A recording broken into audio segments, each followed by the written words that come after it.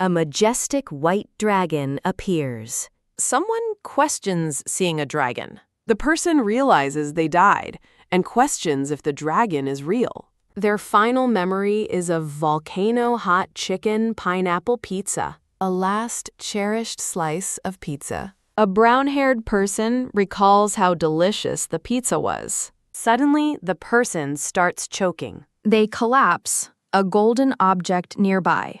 Their spirit questions the absurdity of their death. They lament their unjust fate. They wonder if this is the afterlife. Without a body, their consciousness begins to fade away.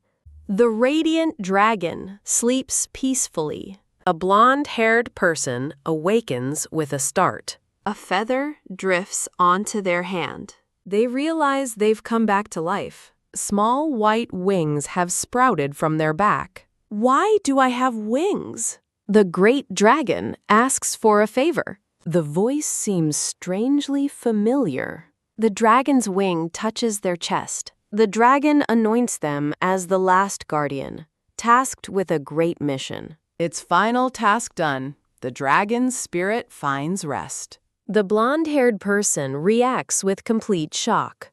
They demand an explanation as everything fades to white. The dragon's words echo. You are the last guardian. A glowing butterfly appears in their palm. They cry out as everything distorts. The butterfly of light flutters away from their hand. Overwhelmed by the nonsense of it all, they pass out. A system message announces their new fairy guide. They scoff at this ridiculous reincarnation cliché, wishing for a more standard adventure. Suddenly, they are chained and struggling against a captor. A guard locks them away. Cursing their luck, they sit shackled. They lament their terrible luck. In a flashback, the person remembers being captured by two menacing men who called them an angel. They feel helpless in their weak, captured body. The new fairy laughs at their predicament, and the blonde-haired person tells it to shut up. The fairy clings to them, crying that it's scared. A dark carriage waits in the woods. An eye peers from the darkness. They observe the carriage is pulled by a fiery steed and filled with other slaves. They reflect on their new grim reality. The fairy complains about candy, and the person tells it to use its brain.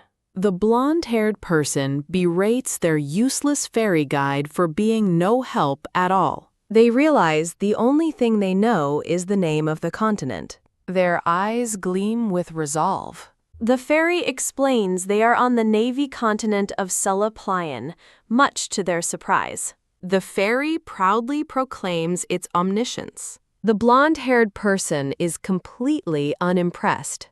Kneeling, their great wings curl around them.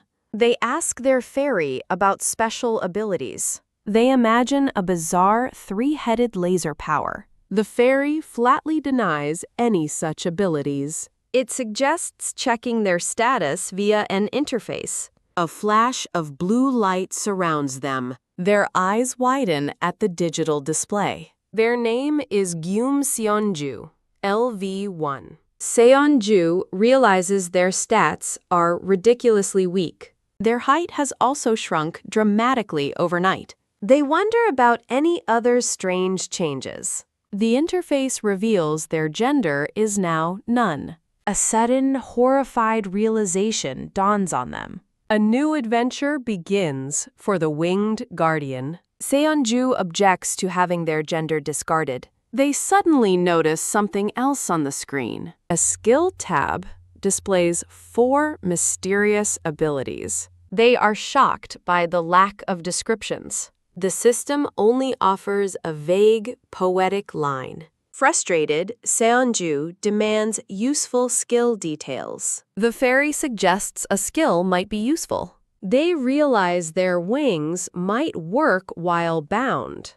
Sunju scrolls through the rest of their skills. They dismiss the powers as useless healer skills. A sudden insight strikes with startling intensity. A vision of a radiant golden cup appears. It's identified as Ronan's third scripture. Seonju feels a mission flowing into their mind. They recall the great dragon asking a favor. Their captors discuss selling them for billions. Seonju puzzles over the word summoners. A guard's boot slams down with a thud.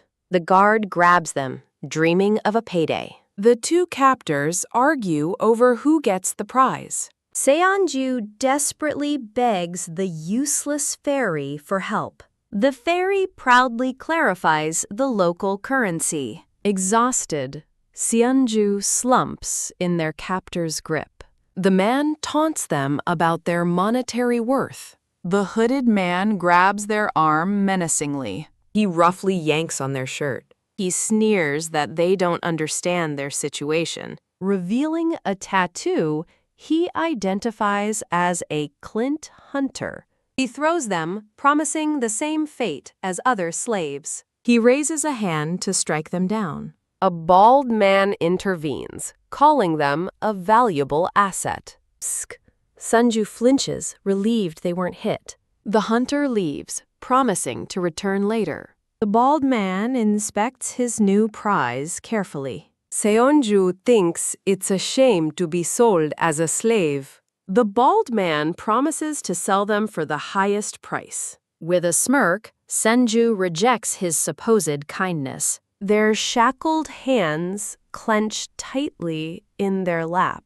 Seonju desperately asks the fairy for a plan as the fairy advises patience. A sudden arrival is announced as armed figures appear outside the carriage. Startled, Senju wonders who has come for them. Suddenly, a massive, fiery explosion rocks the carriage. Thrown by the force, Seonju struggles to understand the chaos. Their eyes widen as they notice something through the destruction. The carriage wall is torn open, revealing the sunlit forest outside.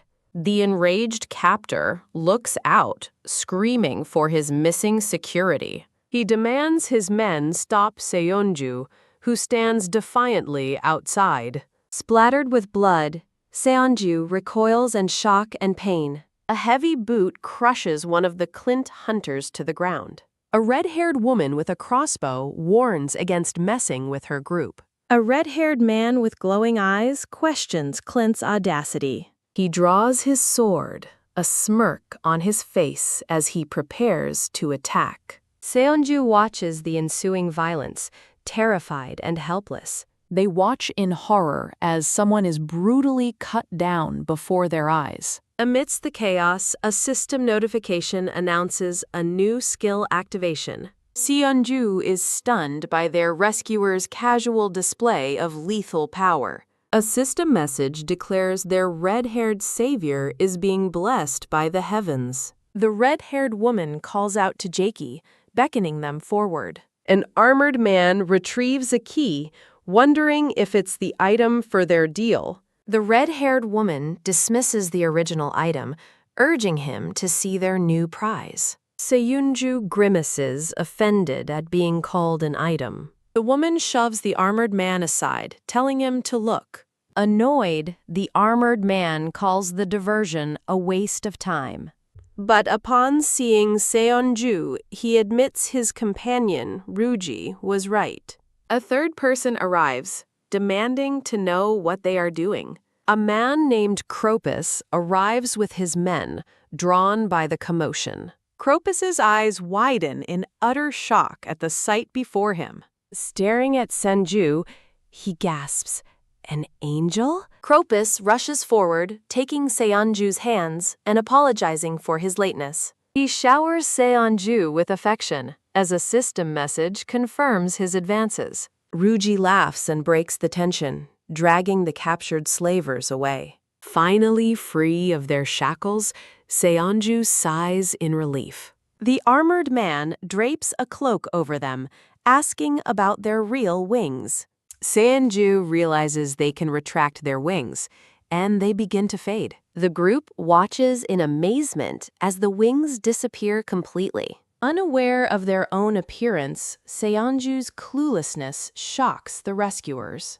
Seeing their new face in a mirror for the first time, Seonju is horrified. The armored man asks if they are a summoned person. Sunju looks up, completely unfamiliar with the term. He then asks if they have a system interface. Sanju confirms, and blue digital panels materialize around them. The rescuers discuss how they've never seen a summoned winged person before. Sipping from a mug, Seonju listens as they mention memory loss among the summoned. An ancient text reveals that many lives are summoned by the divine dragon. The text explains that all summoned beings possess a system interface. The red-haired man deduces Seonju must be level 1, which the fairy confirms. The armored man then asks Seonju's age, but they seem uncertain.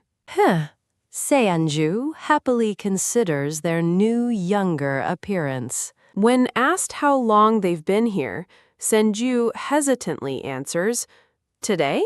Seonju checks their skills, wondering if the divine dragon blessing is common. "The divine dragon shall be with you." Both rescuers are baffled, having never heard of the divine dragon before. Realizing their mistake, Seonju nervously tries to retract their statement. Seonju claims to have a healing skill instead, which shocks the red-haired woman. She demands a demonstration, and Seonju reluctantly agrees. A blue-haired man presents his injured hand, trusting in Seonju's ability. Seonju concentrates, wondering if they just need to think about the skill. Holding his hand, Sunju prepares to cast the healing spell. A brilliant blue light erupts from Seonju's hands. The wound on the man's hand vanishes without a trace. The group is stunned speechless by the miraculous and perfect healing.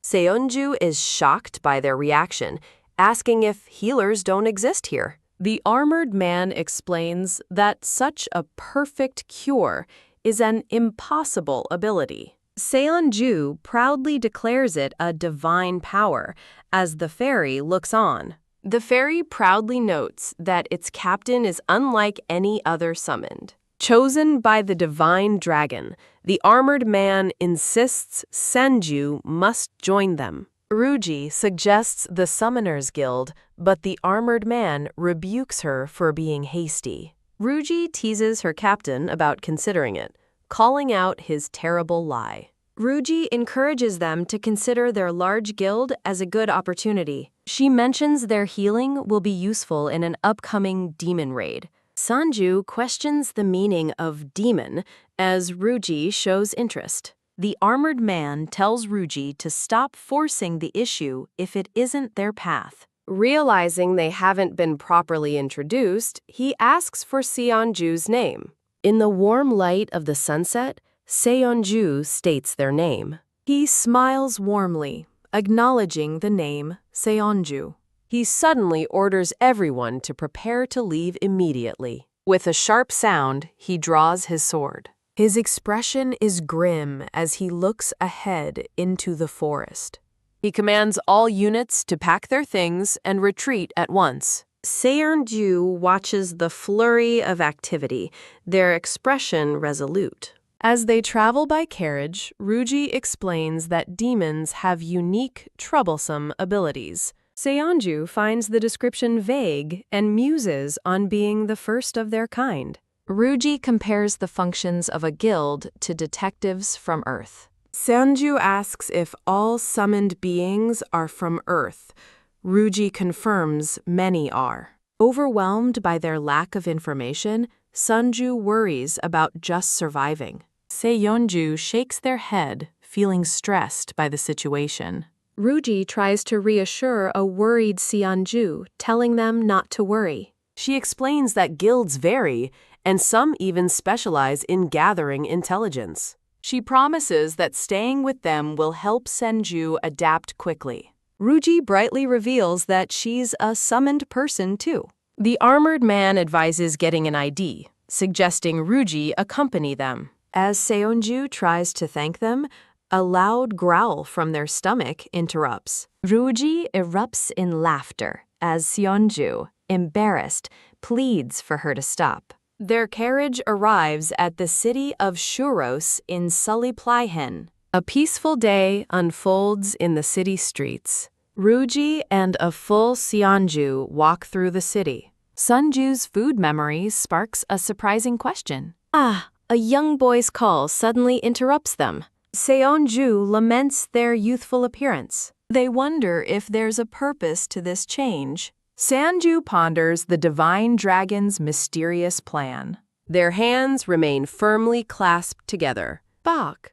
Sanju asks their destination and collides with someone. A stern guard demands to know if they have an appointment. Ruji cheerfully declares they don't need one. Ruji barges in, shouting for the old man. The man, Rinko, calmly greets Ruji. Ruji playfully teases Rinko about his weight. He complains about the summoned and their obsession with raids. Ruji dismisses his complaint, citing the thrill of power. Rinko mistakes Seonju's gender, but Ruji corrects him. Ruji introduces Seonju as the only healer, shocking Rinko. Ruji proudly presents her incredible find. Rinko agrees, ready to make a special introduction. Rinko leads them down a lavish hallway. At a grand door, Rinko calls out to someone inside. Planko, another companion, greets Rinko from within. He questions their sudden visit, mentioning chili. Understanding, Planko asks for the details. Rinko offers Sonju as an intriguing find for chili. Planko dismisses intriguing and questions their importance. He doubts chili would care for a rookie, worrying Sunju. Rinko invites them to sit in the tense atmosphere. Planko scoffs at the claim, questioning Rinko's judgment. Planko dismisses Seonju's true age as nonsense. Ruji reassures Seonju, who mistakes Planko for Chili. Ruji clarifies that he is Planko, Chili's colleague. Ruji describes Planko, who coldly reminds her he can hear. Ruji boasts of the power and wealth of Master Chili's group. Seonju internally despairs at their situation. Ruji asks Seonju to confirm Chili's potential usefulness. A mysterious figure wonders if Sonju wants to see him. A menacing, stitched smile appears from the shadows. A voice startles Seonju, asking if they're looking for him. The man reveals himself, greeting the room familiarly. He leans in close, intrigued by the terrified Seonju. He walks past, his casual attire surprising Seonju. The legendary Chili is just a disheveled bum. A brilliant light emanates from a scar on Chili's arm. Chili heals his own scar, declaring the power astonishing. Ruji tears for the healing skill as Seonju observes. Chili excitedly asks if they can reattach limbs with a knife. Seonju judges the unsettling man, calling him a lunatic. Planko advises caution, but Chili seems curious. Planko considers how Seonju's appearance and abilities would attract annoying swarms of people. Chili asks who knows about Sanju's abilities. Sanju says only Ruji's group, and Chili warns them to avoid management. Confused and wary, Seonju asks why. As he rises from his desk, Chili smiles and repeats the question. With a sly wink, Chili claims Seonju as his find for the year. Waving goodbye, Chili advises them not to stand out in front of the church. As Ruji and Rinko say goodbye, Ruji tells a stunned Senju that Chili acts decisively when it counts. Ruji explains the world system. Summoned beings slay monsters for experience points to level up, enhance their abilities, and gain new skills. Seonju understands but critiques Ruji's drawing, who insists the content is what matters. Ruji declares that a person of Senju's caliber must target special monsters, not random ones. She explains that Uncle Chili provides valuable contracts to those under his management. Despite his appearance, Ruji assures them that Chili is exceptionally talented at managing adventurers. Rinko adds that Chili seems particularly interested in Seonju's healing skills. He explains that Chui will be a great help once they start taking contracts. Ruji boasts about gaining experience and money through contracts, but Sunju worries about their current lack of funds. Rinko laughs, seeing the worry plain on Seonju's face. A startled Seonju looks up at him. A man informs a confused Seonju that their luggage, sent by Rinko, is inside. Seonju is overwhelmed by the lavish room, wondering if they deserve it, while the fairy celebrates their good fortune. Looking uneasy, Sanju glances around the room as the fairy asks what's wrong. Seonju walks towards the balcony,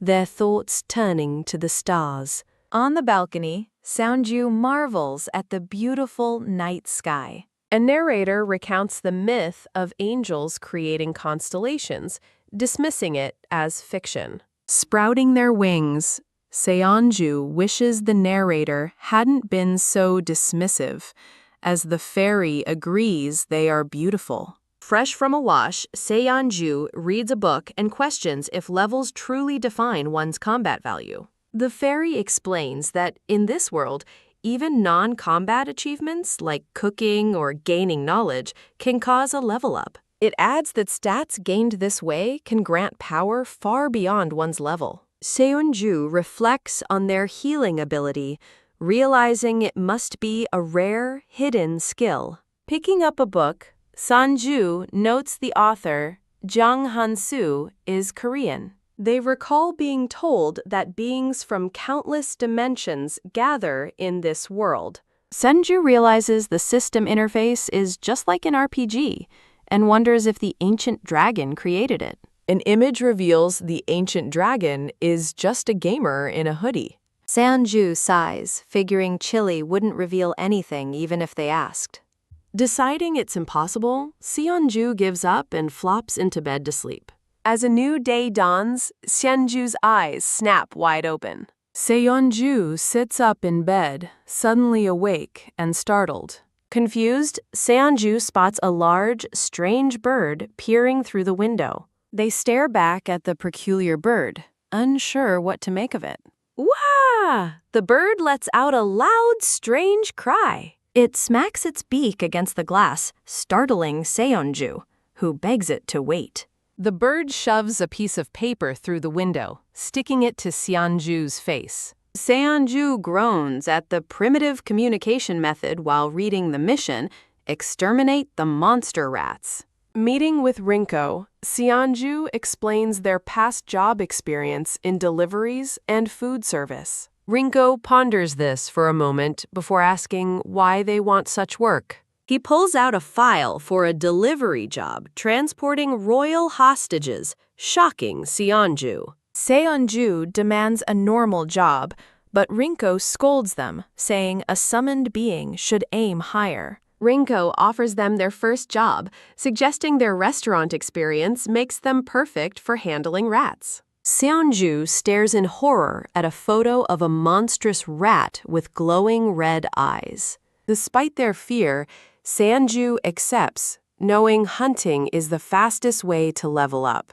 The fairy wakes up, surprised to find Seonju already dressed and getting ready to leave. Tying up their blonde hair, Seonju prepares for some quick business. Surrounded by ethereal pastries, Seonju strikes a confident pose. A monstrous rat with glowing red eyes appears as Seonju thinks, how bad could it be? In a bakery, a mustached baker reviews a request form, asking if Seonju is the summoned being he called. The baker scoffs that Seonju looks too young, calling them a liar when they insist they're an adult. He complains about guilds sending kids and offers Seonju a job at the bakery instead, but they ask why. The baker imagines Sunju as a cute mascot, explaining their looks alone would make sales skyrocket. Sighing, the baker admits they could work somewhere nicer,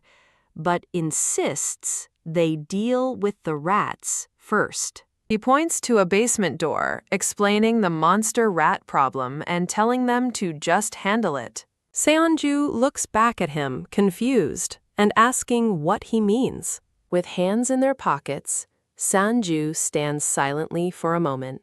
The baker grumbles about summoned beings acting like superheroes and goes to get them something useful. Armed with only a mop, Seonju cautiously descends the dark stone steps. In the pitch-black basement, they wonder if they're going the right way, unable to see a thing. The fairy suddenly glows, telling a surprised Seonju to try using the blessing of light. Sunju questions the skill's usefulness, but the fairy insists its instincts say to do it. As the fairy shoves them forward, Seonju agrees, telling the insistent creature to stop pushing. In a flashback, Seonju recalls from their bath that the 1 stir dex buff was a 20 increase to their total strength, but the fairy coolly refutes their math. Back in the basement, Seonju summons a small light, figuring it's better than nothing, and wondering if it will self-cast without a target. With glowing eyes, Seonju begins to cast the blessing of light. Kya! A piercing scream erupts from the darkness. As a notification confirms the stat boost, a bewildered Seonju stares at their glowing hand, wondering what just happened. The fairy smugly explains the skill's effect, and Seonju admits they didn't realize how intense it was since they only cast it on their chest before. A system window suddenly appears before a startled Seonju. The fairy excitedly announces Senju has acquired a new skill, Reshade, which lets them see light in the shadows. Seonju's eyes glow a brilliant blue as the new skill activates. The world illuminates in a green glow, and Seonju is amazed they can see so clearly, wondering if it's a passive skill. A bright flash zips past them, and they wonder if skills are always this easy to activate. Sensing danger, Seonju whips around with a look of alarm.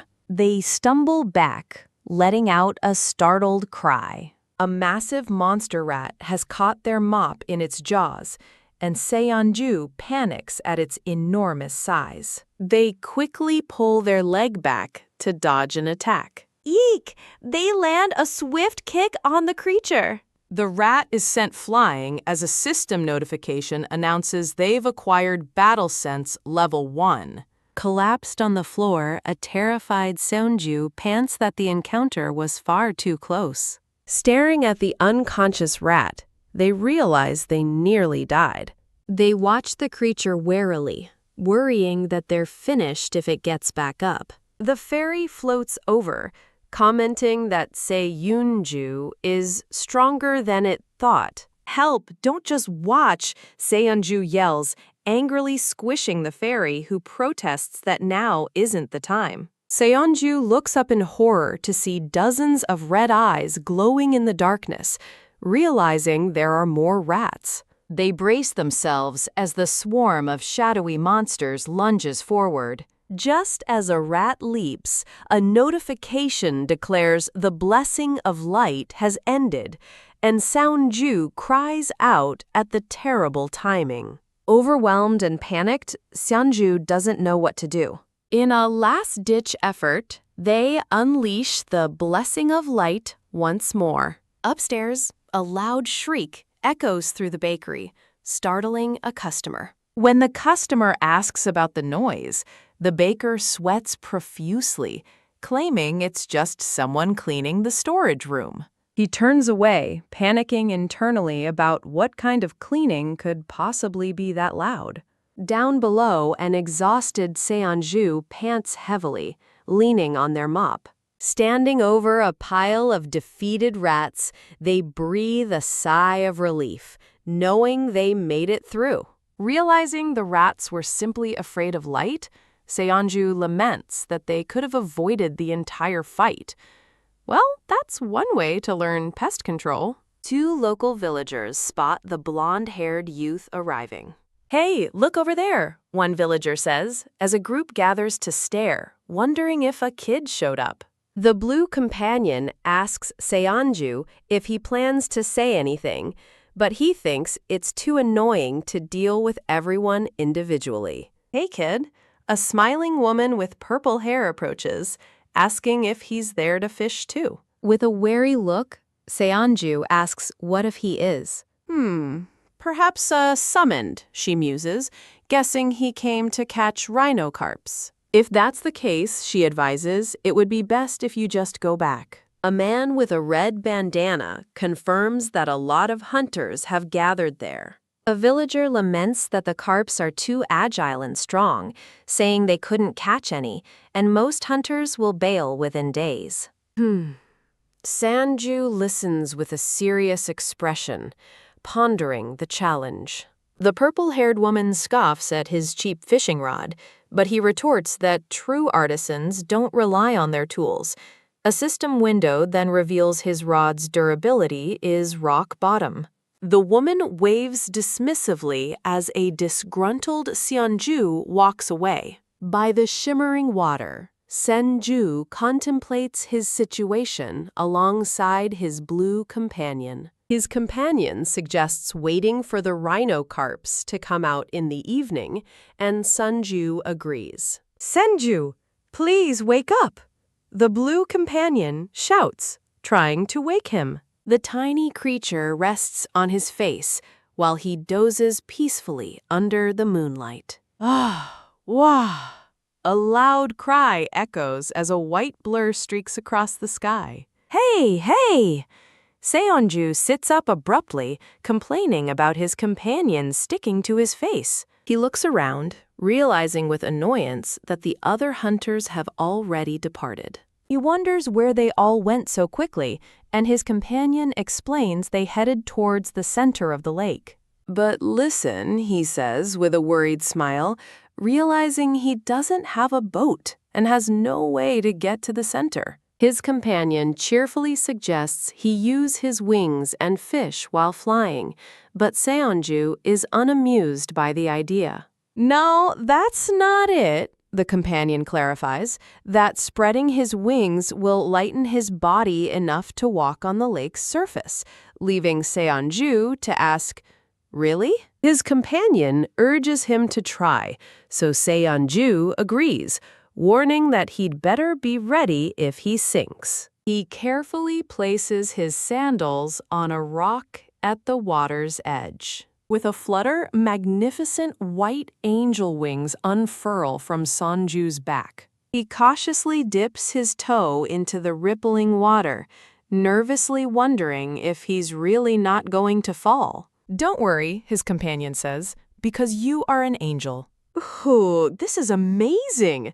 Senyu exclaims with a wide smile, delighted to be standing on water. "Sienju, the hunters are over there," his companion calls out, pointing across the lake. "Hey, catch it!" a hunter shouts, struggling with a net before yelling, "Damn, it got away again!" A hunter with glasses notes that their lightning chain magic is useless against the carp's high magic resistance. Whoa! Another hunter screams as their boat begins to capsize, while Seonju wonders why they're making such a fuss. Seonju, there's one below, his companion warns, as a system window describes the large, steel-horned, and ferocious rhino carp. A system notification declares that the approaching creature is quite troublesome. The system explains they tear apart anything indiscriminately as the massive fish lunges and bites down on Seonju's leg. Whoa!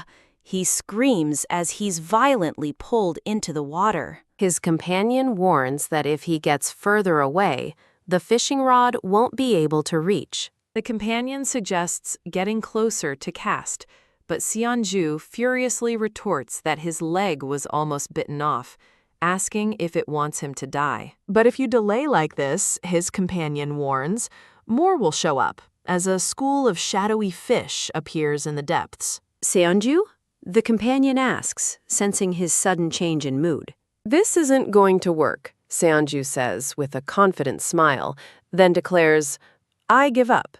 His companion chides him for giving up too quickly, but he calmly says he's just going back to have a drink. He nonchalantly floats on his back, deciding it's not worth dying for, and he'll just go sow more rabbit eyes instead. Hey, get out of there! The hunters shout in alarm, warning that a threat is coming his way. Haha, look over there, Senju muses while flying away, adding that those people don't seem to be artisans either. Wah! The hunters scream in terror and flee in their boat. The companion worries that an accident might happen at this rate, wishing there was a healer around. Seonju dismisses the concern, stating they'll be fine and can just chug a potion. You came here without a plan, a voice says, as a massive winged rhino carp leaps from the water screaming, "Aak!" while Seonju stares, completely stunned. What is it?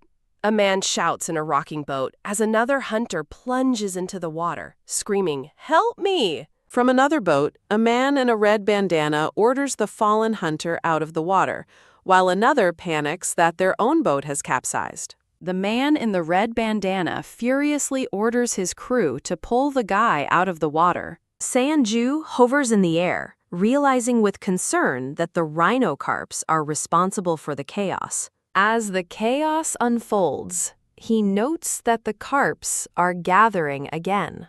A dark-haired man with wings flails in the water, surrounded by a swarm of rhino carps. Sunju, the blue companion, cries out, urging him to help the surrounded hunters. With a determined look, Seonju clenches his fist around a small dark object, ready to intervene. He hurls the object, unleashing a piercing beam of light that shoots straight into the lake. The blast stuns the attacking rhino carps, leaving the hunters in the nearby boat speechless. The man in the red bandana and the blue companion stare in wide-eyed shock at the display of power. Ah?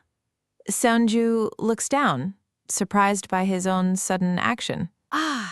He clutches his chest in sudden pain, wondering what's happening to him. The hunters see the rhino carps floating dead and wonder what fell from the sky, deciding to quickly gather them. The blue companion praises Seonju's amazing selflessness, but he clutches a glowing arm in pain, wondering why he acted and what's wrong with him. As the hunters collect the fish, Seonju reflects that he didn't intend to help, but felt his body move on its own.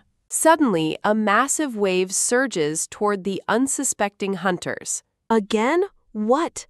Seonju says in alarm, noticing new, larger ripples spreading across the lake surface. Kayak! A colossal white form erupts from the depths as a voice screams for everyone to run.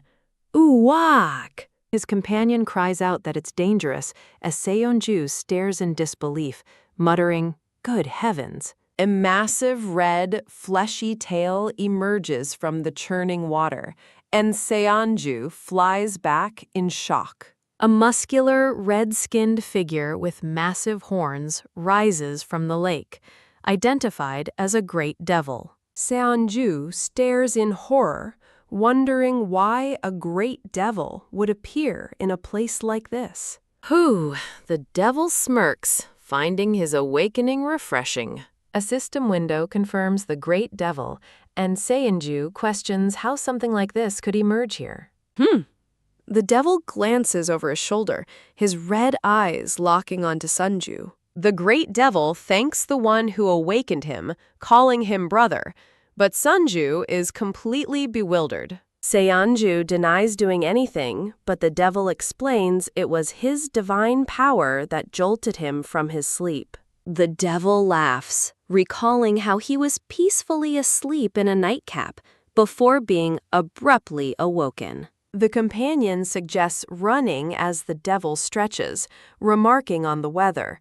The companion warns Sunju that devils don't always attack, but if this one does, he'll be pulverized instantly. Deciding to assess the situation before fleeing, Sanju is met with a menacing grin from the devil. The great devil recognizes him, exclaiming that he's an angel and that it's been a while. He dismisses the idea of a fight, explaining he has much to discuss with his new brother. The devil flexes joyfully, and Seonju silently wishes he would just let them go. The two sit by the lake as the devil confirms Seonju's cover story.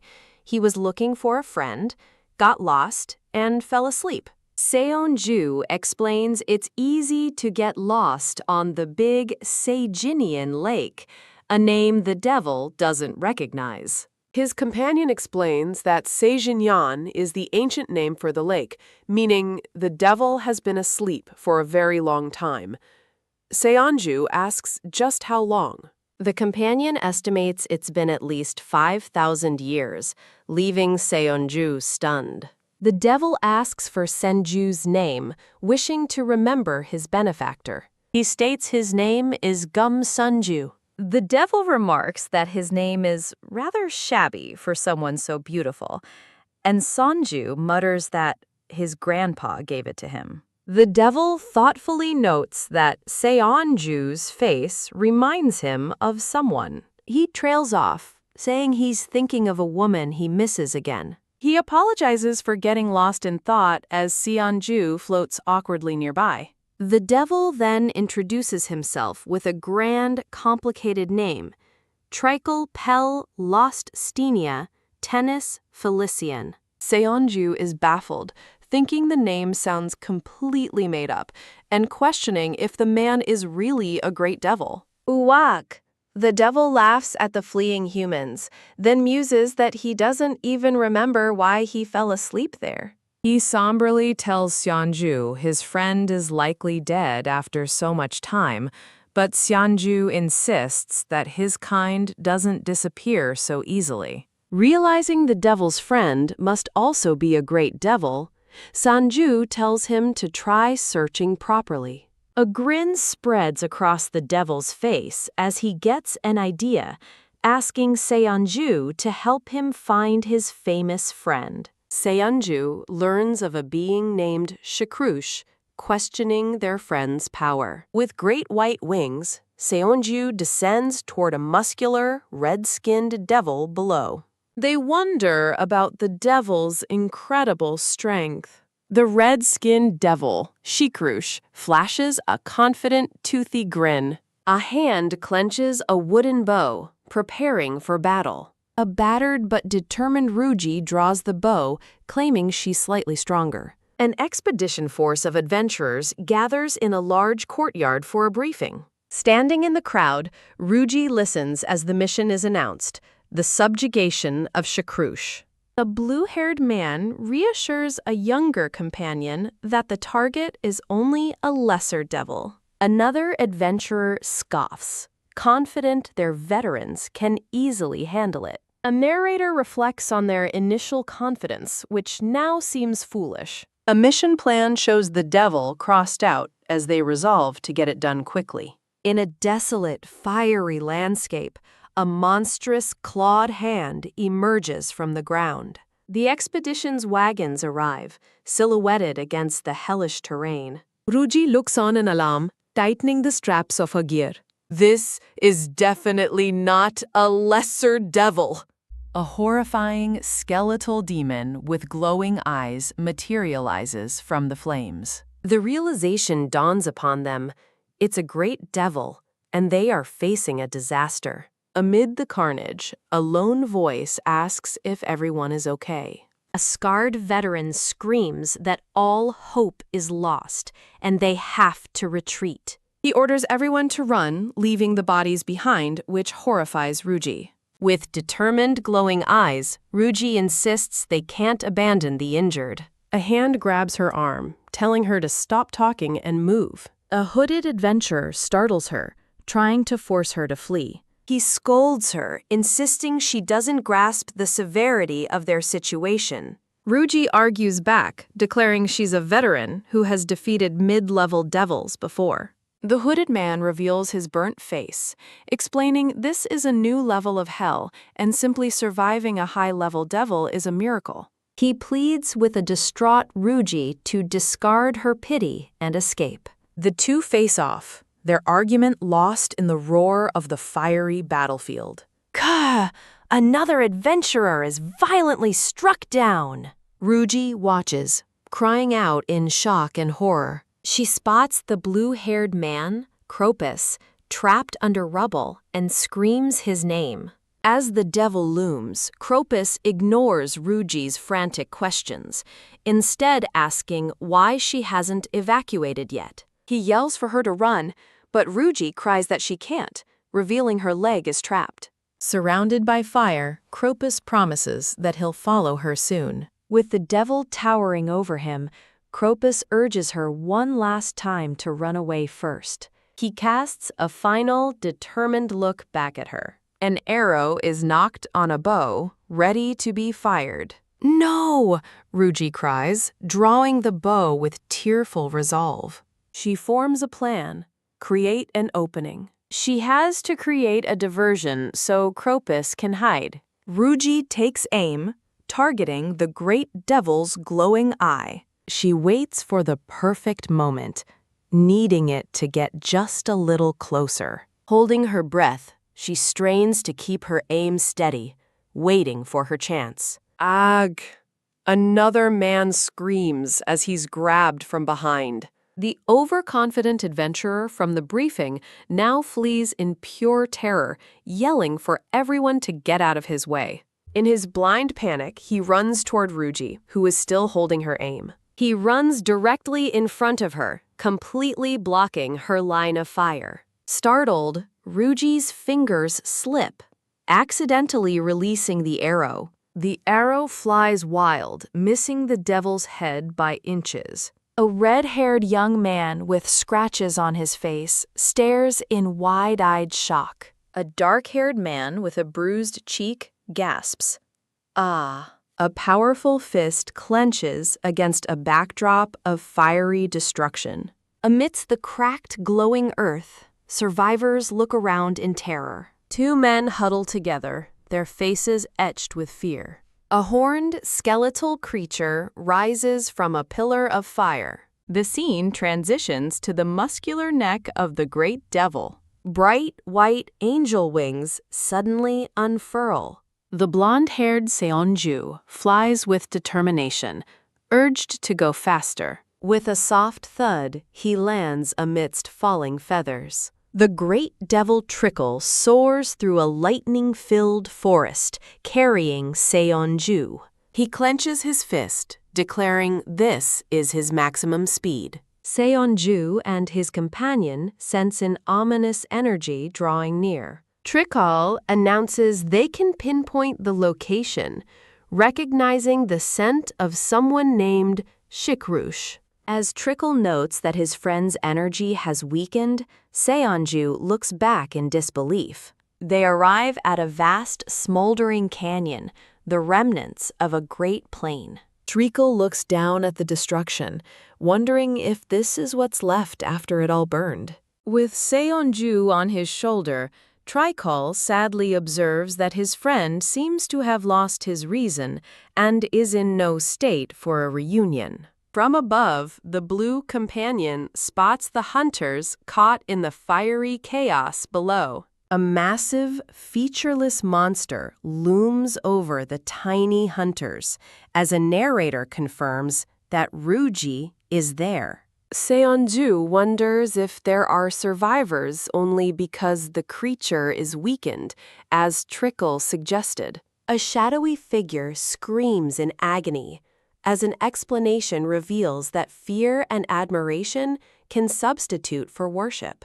Seonju realizes the creature is intentionally keeping the hunters alive to grow stronger, which his companion confirms. As Seonju despairs over how to fight such an insane foe, the great devil Trickle calmly declares, "I will handle him." What?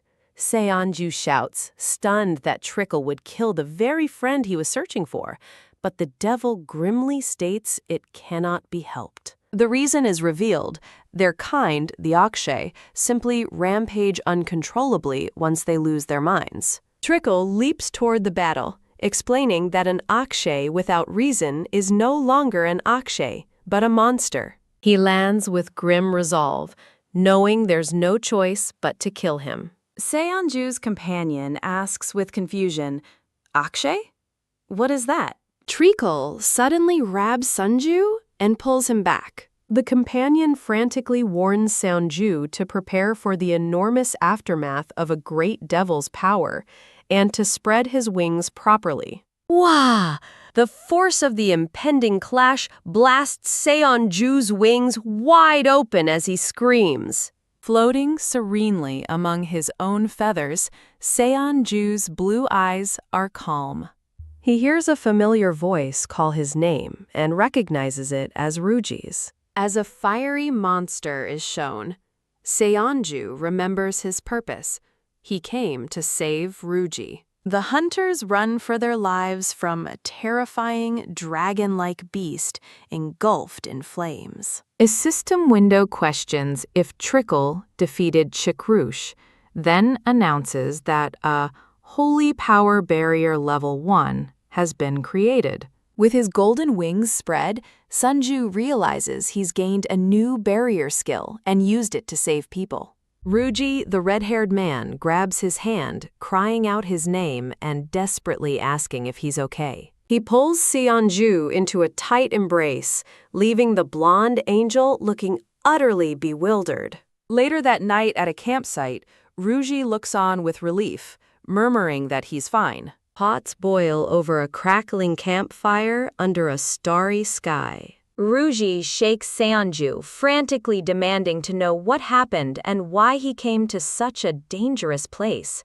Seonju calmly pats his friend's cheek, telling him to calm down and cheekily claiming he came to handle the great devil alone. He clarifies that he only deployed one barrier and that Trikrush fought Chikrush, which leaves Ruji asking who Trikrush is. Seonju asks with surprise if Ruji really didn't see the huge, noisy guy. His companion explains that Treacle has already departed, catching Seonju off guard. The companion explains Treacle had urgent business and left in a hurry, and that no one saw him because Seonju's barrier breaking knocked them all out. A dark-haired hunter with a goatee approaches their campfire, asking Seonju how he's feeling now that he's awake. The man smiles warmly, telling Seonju that he heard he was the one who saved them.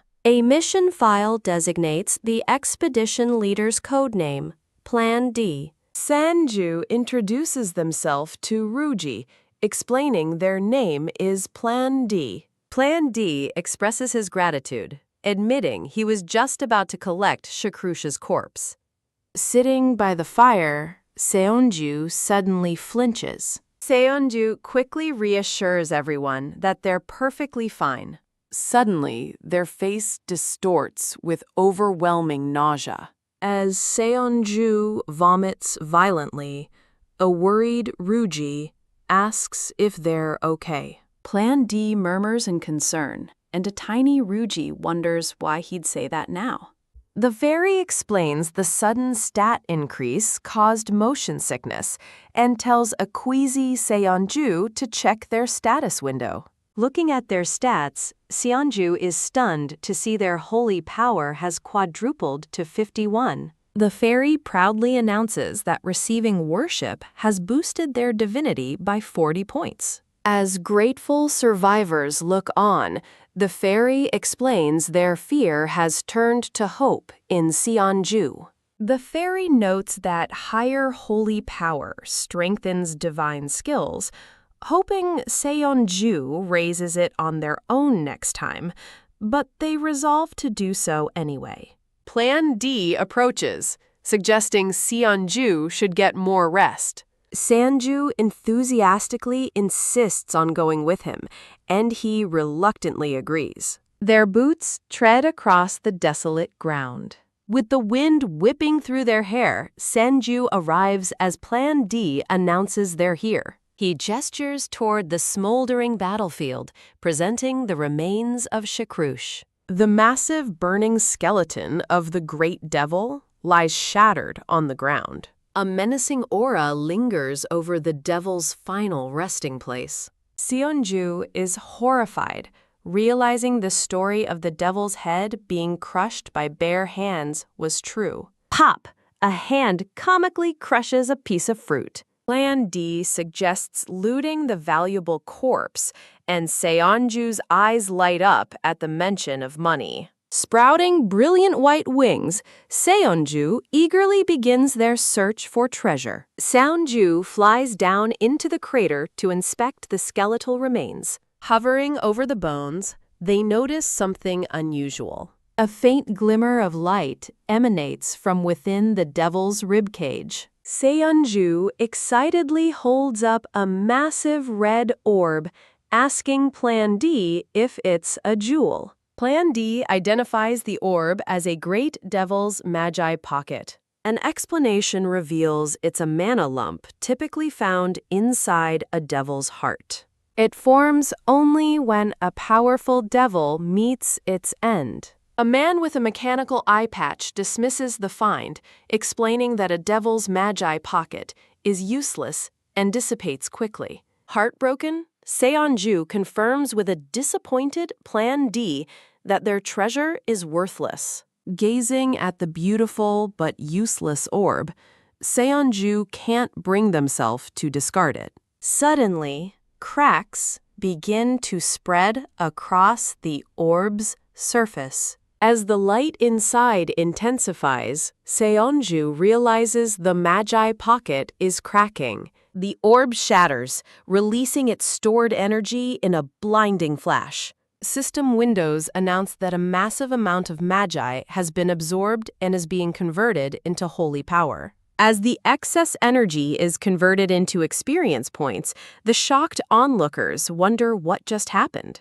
Bathed in a holy light, Seonju smiles, realizing the orb was a blessing after all. Their status updates, showing a massive jump to level 24 and holy power of 241. The scene shifts as a woman on the phone confirms she's calling from Maront's hospital. The woman, dressed in a nurse's apron, continues her call. She listens with a worried expression, repeating the words, "patients with critical injuries." Identified as Nurse Selenia, she asks with disbelief if there isn't a single one. The narration explains that expeditions always trigger a state of readiness. A doctor briefs his staff, stating that the Shakrush expedition has put all nearby hospitals on high alert. With doctors contemplating quitting from the stress, he orders all leave canceled to prepare for the expected wave of casualties.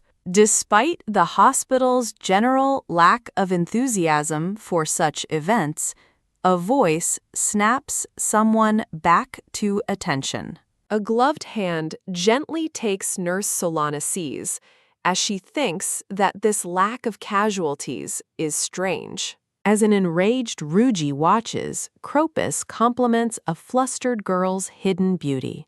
Yak! The girl angrily tells the crazy fool to stop hitting on her. A nurse wonders how the patients are perfectly fine as Ruji drags a dazed Cropus away. The nurse and a doctor look on with serious, questioning expressions. The doctor marvels that not a single patient has critical injuries despite fighting a great devil. The nurse remarks that their lack of severe injuries is particularly mysterious. More adventurers arrive, with one man carrying an unconscious blonde child through the hall. The nurse wonders about the child, learning their name is Gyum Seonju and that they're a summoned hero.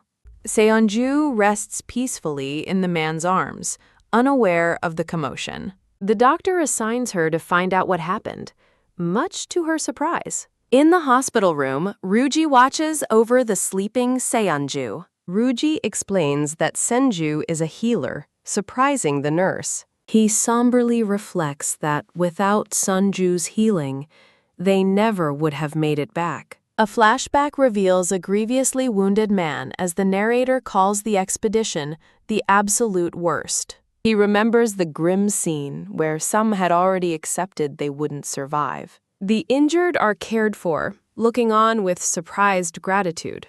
In that desperate situation, Seonju's appearance with glowing hands was like salvation. A system window explains that having believers within a certain range activates a skill. Their holy power and recovery abilities increase dramatically based on the number of people who revere them, and everyone there does. Ruji explains that Senju collapsed afterward and has been unconscious for 3 days. She adds that the doctor diagnosed it as simple exhaustion, so they should wake up soon. Thrilled, the nurse announces she'll be in charge of Seonju's condition. Seonju remains unconscious, an IV drip providing nourishment.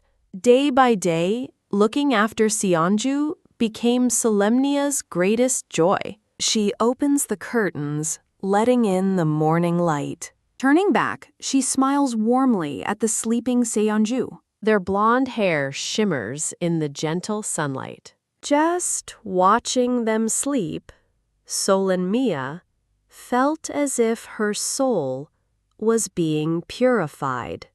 The narration explains that since ancient times, numerous magical and scientific arts have been developed. Mystical techniques and incantations evolved, including a rumored spell in the East. A forbidden spell that sacrifices many lives to revive just one person. But in all her studies, she's never heard of a healing ability that comes without a price. She stands quietly, watching over the patient. Seonju sleeps on, blissfully unaware. With a gentle touch, she brushes the hair from their forehead. While tucking them in, a sudden sound startles her. Startled by a knock, she flusters and shouts for them to come in. From that day on, Senju's hospital room was never quiet. Survivors from the expedition arrive, bearing gifts and happy smiles. One of them nervously offers a bouquet of roses, greeting the nurse. She accepts the flowers, promising to use them to decorate the room. The vibrant red roses symbolize their deep gratitude. Soon, friends, family, guild masters, and even famous adventurers came to pay their respects. The stream of visitors was endless. Holding yet another bouquet, Solemnia thinks this might be a bit excessive as she looks at the room now buried in flowers. She worries Seonju might find it uncomfortable, an accurate thought. She gazes at Seonju, marveling at how such a small child could possess so much power. A man sitting nearby asks her to tell him about the child. He reflects on Seonju's abilities, looks, and personality, finding nothing ordinary about them. The man who visited smirks confidently, asking if he's right. Startled, Nurse Solemnia wonders who he is as visiting hours are over. He and his assistant enter the room, and the nurse asks what he means. Holding a single red rose, he asks how long Senju's been asleep. The nurse answers 3 days. He leans over the sleeping patient with a mysterious smile, worrying the nurse. He gently places the rose in Seonju's blonde hair as the nurse watches, flustered. Turning to his assistant, he asks his secretary Sol for the documents. Seol, his secretary, reminds him she always has to keep track of his forgotten papers.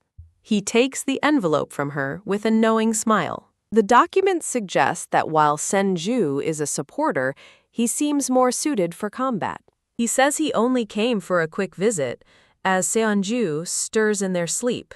He glances back with a smirk before leaving the room. He sets down a suitcase as a gift, surprising the nurse. Flustered, the nurse asks who she should say visited. The mysterious visitor flashes a wide, unsettling grin before departing. Seonju sleeps peacefully, the red rose now nestled in their hair. The next day, Nurse Selenia looks on with a flushed, adoring expression. She approaches the bed where Seonju has finally awoken and is sitting up. With bright blue eyes, the newly awakened Seonju turns to face her. Seonju asks who she is, and the shocked nurse can only repeat the word, lady. Annoyed, Senju plucks the rose from their hair, wondering what it is. A doctor reflects that for someone bedridden for days, the patient looks remarkably fine.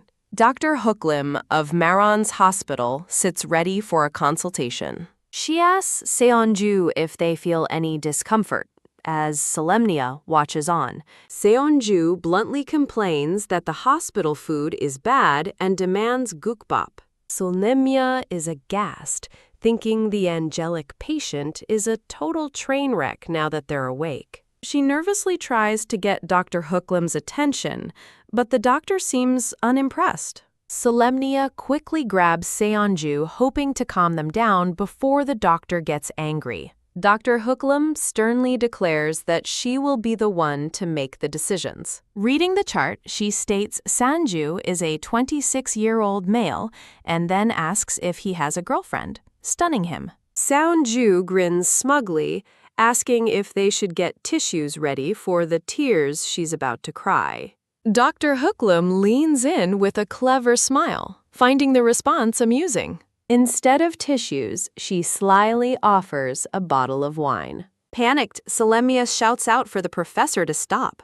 Seonju's eyes sparkle at the sight of the 72-year-old vintage wine as the doctor questions his stated age. While Solemnia protests giving alcohol to a patient, the doctor dismisses Seonju as a faker and discharges him. The doctor warns her gifted patient not to return injured, and Seonju readily agrees. She advises Senju not to let healing go to his head and to study medicine from books. As Seonju starts to argue, Solemnia covers his mouth and profusely thanks the doctor. Solemnia volunteers to handle the discharge papers while dragging the pouting patient and his new wine away. As they leave together, Senyu's thoughts turn to his limited understanding of anatomy. He admits his knowledge of blood vessels is based on elementary school biology. His entire medical expertise boils down to one simple fact: if the heart stops, you die. Dr. Hooklim reflects that she felt more than awe. His ability made her decades of experience seem worthless. She admits that even at her age, she felt a pang of jealousy for the reckless kid. Walking past Solemnia, Seonju's presence startles her, causing her to drop a book. A worried Solemnia asks if he isn't afraid of adults. Seonju retorts that he is an adult and complains about the dirty clothes he's been wearing.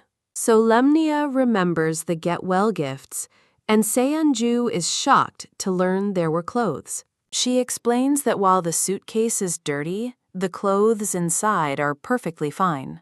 In his new clothes, Senju looks back over his shoulder. Solemnia blushes, covering her mouth as she whispers how wonderful he looks. Seonju stands confidently in his stylish new adventurer outfit. Blushing, he admits the clothes are comfortable, as a delighted Solemnia fawns over his adorable reaction. A system window identifies his new outfit as a priest's robe, and he wonders if it counts as equipment. Reading the item's stats, he sees it grants 120 pp and, confused, tries to recall where he's seen the term before. A small, round creature appears with a fan, explaining that PP stands for Protect Point, a defensive shield. Wah!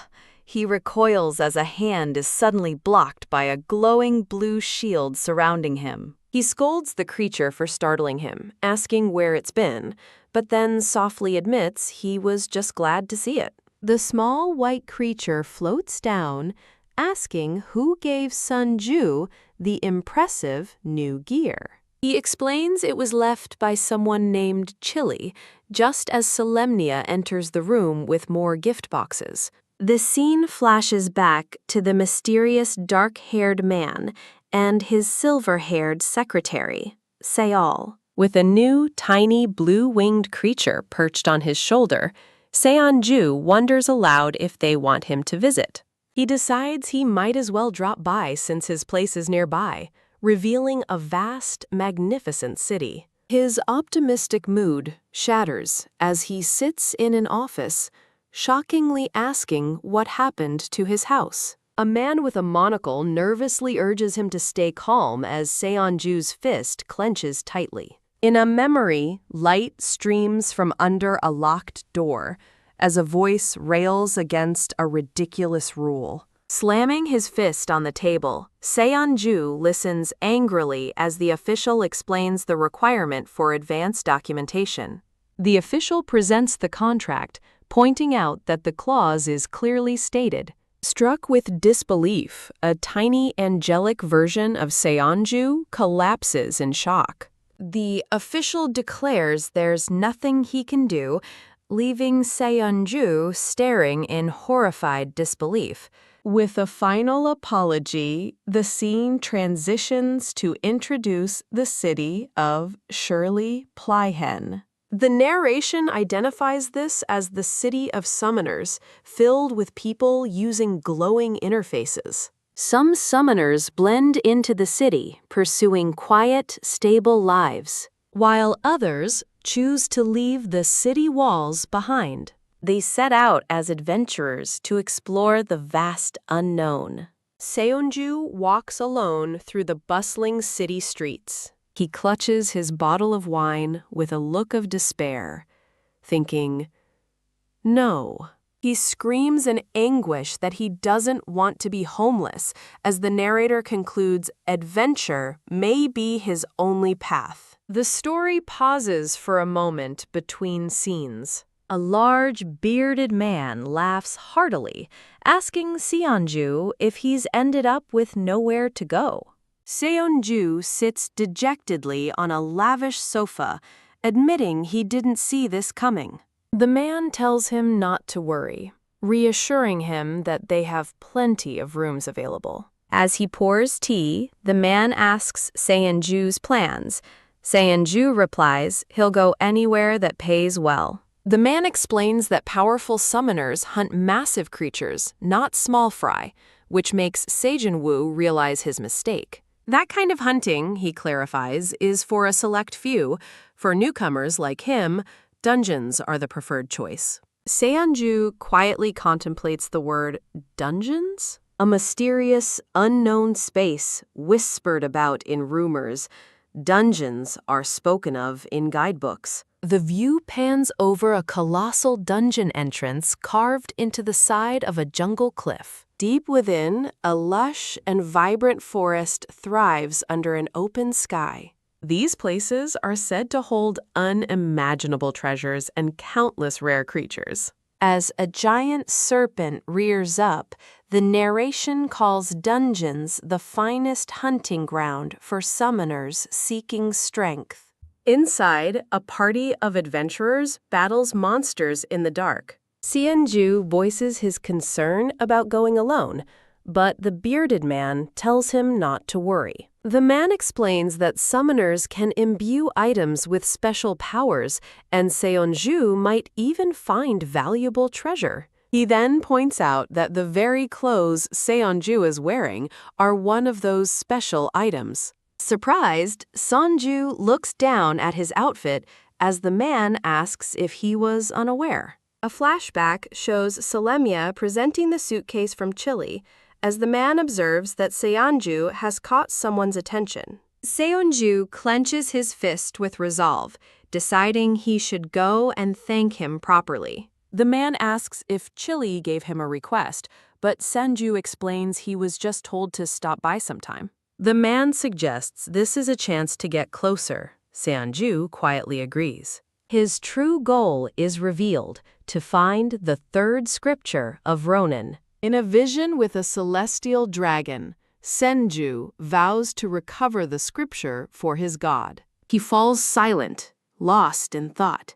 The bearded man asks if he's still troubled by the book he mentioned. He explains that demon hunters control access to rare treasures, showing a cloaked figure with a key. He clarifies that true demon hunters are incredibly rare. These hunters secretly track demons in Shirley Plien, and Chili has close ties with them. A smiling Chili is shown with a blood-soaked, sword-wielding shadow behind him. He gives a knowing, sinister smirk. A single step marks the beginning of a journey. Sandru walks through the city, disappointed by the lack of information, and is asked if he's leaving. Stating there's nothing left for him, he admits he feels underprepared for the trip. He's encouraged to visit the forge for weapons before he leaves. With a determined grin, Seonju decides to start by choosing a weapon. Jingle. He enters the weapon shop and is greeted by the young shopkeeper. His companion wonders if a healer like Seonju even needs a weapon. Seonju decides he can't go unarmed in such a dangerous world. He wanders the shop, contemplating which weapon would best suit him. The small creature advises him to get a ranged weapon, as he's not built for melee. He eyes a large sword, disliking the idea of hiding in the back. Pouting, Seonju admits he wants a sword, and the creature asks for his reasoning. He declares it's because swords look awesome, stunning his companion into silence. The creature explains that sword users require intense training to channel their ki. It then states holy power is completely different, and Seonju scoffs at being called a rookie. His companion clarifies that holy energy is purely for defense. The creature looks on with a simple, happy smile. Whack! The creature flies off, asking if Seonju was even listening. Senju suggests a weapon that works with holy power, confusing his companion. He picks up a spiked mace and calls for the shopkeeper. Thump. The shopkeeper warns him that the club is quite heavy. Seonju confidently tells him to ring it up as his companion laments the crude choice. With his new weapon strapped to his back, he says he likes it. The creature does not. After being asked if he's done shopping, Seonju pauses thoughtfully. He realizes with a start that he forgot the most important thing. His companion asks what it could be as they walk through the market. Seonju happily declares he needs a hat as his head feels bare. To Seonju, adventure is as exciting as getting a new hat. But for others, it's repetitive work, as two adventurers question their path. One confirms they're on the right track, but another complains about the treacherous trail. The three adventurers carefully navigate the difficult, overgrown terrain. One adventurer grumbles that it's always like this and he's low on supplies. They endure because of wanted posters, though their hunger and exhaustion are growing. As dusk falls, their leader suggests taking a short break. He notes that the sun has set and decides it's time to stop for the day. They continue their journey because a new encounter is always waiting. Holding a lantern, the man's identity is revealed, the leader of the wanted party. The leader surveys the darkening forest, ready to make camp. The wanted party is introduced as a small group of summoned adventurers. At night, the party sets up camp around a blazing fire. The party is described as an ordinary group focused on steady growth through hunting and experience. One adventurer worries about ambush monsters in the area, but they must light a bonfire against the cold. Their leader, Panted, is noted as being particularly experienced and careful, giving the party a high stability rating.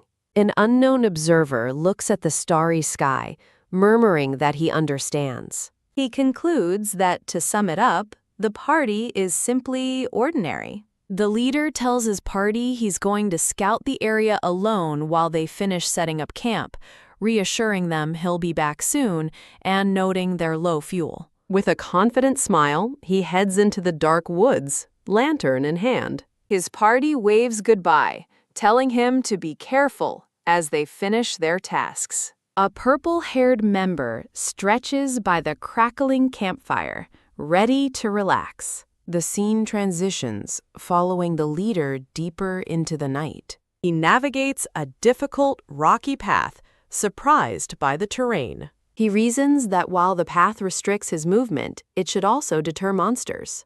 With this thought, he concludes that their campsite should be safe enough. Suddenly, he stops, sensing that he's not alone.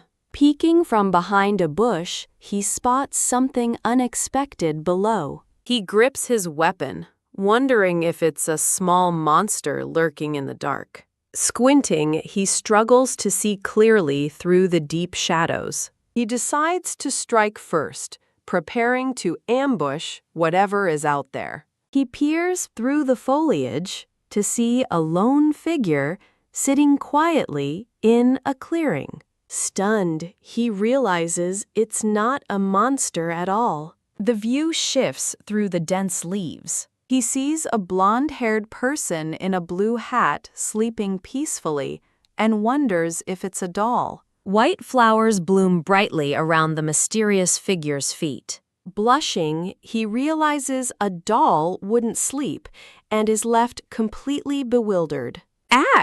He's startled as the figure suddenly begins to stir. A single brilliant blue eye opens, breaking the stillness. As the blonde-haired person wakes up groggily, the adventurer flinches in the background.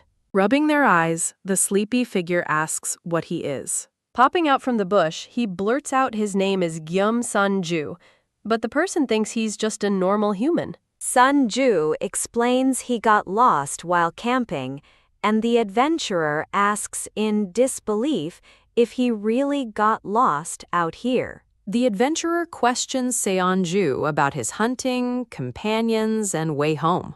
Seon-ju states he has no companions or home, revealing a blood-stained mace as he declares he is a hunter. The adventurer warns him of the dangers of being alone at night and asks if he has supplies. Seon-ju nonchalantly suggests he'll just sleep, leaving the adventurer amazed at his boldness. Resigned, the adventurer sighs and tells the young hunter to follow him.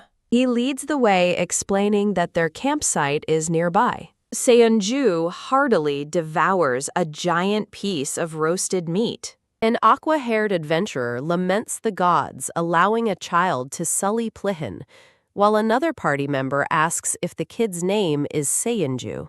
With stuffed cheeks, Seon-ju happily eats as someone realizes he must be the rumored healer. Seon-ju joins the adventurers around the campfire, enjoying his meal under their curious watch. The leader tells his party to stop talking during dinner, then apologizes to Seon-ju for their excitement over meeting a rumored figure. The leader and Seon-ju sit together, sharing a meal by the fire. Seon-ju says it's fine since he got a meal, as his small spirit companion peeks out from his shoulder. A purple-haired adventurer invites Seon-ju to join them hunting in a nearby dungeon tomorrow morning. Seon-ju pauses, considering the offer while still holding his food. Another adventurer explains that they are a party of summoned explorers who came to investigate a newly discovered dungeon. A man with swirly glasses suddenly interjects, offering to explain the details about dungeons. He begins his lecture stating that the endless number of dungeons can be categorized into a few types.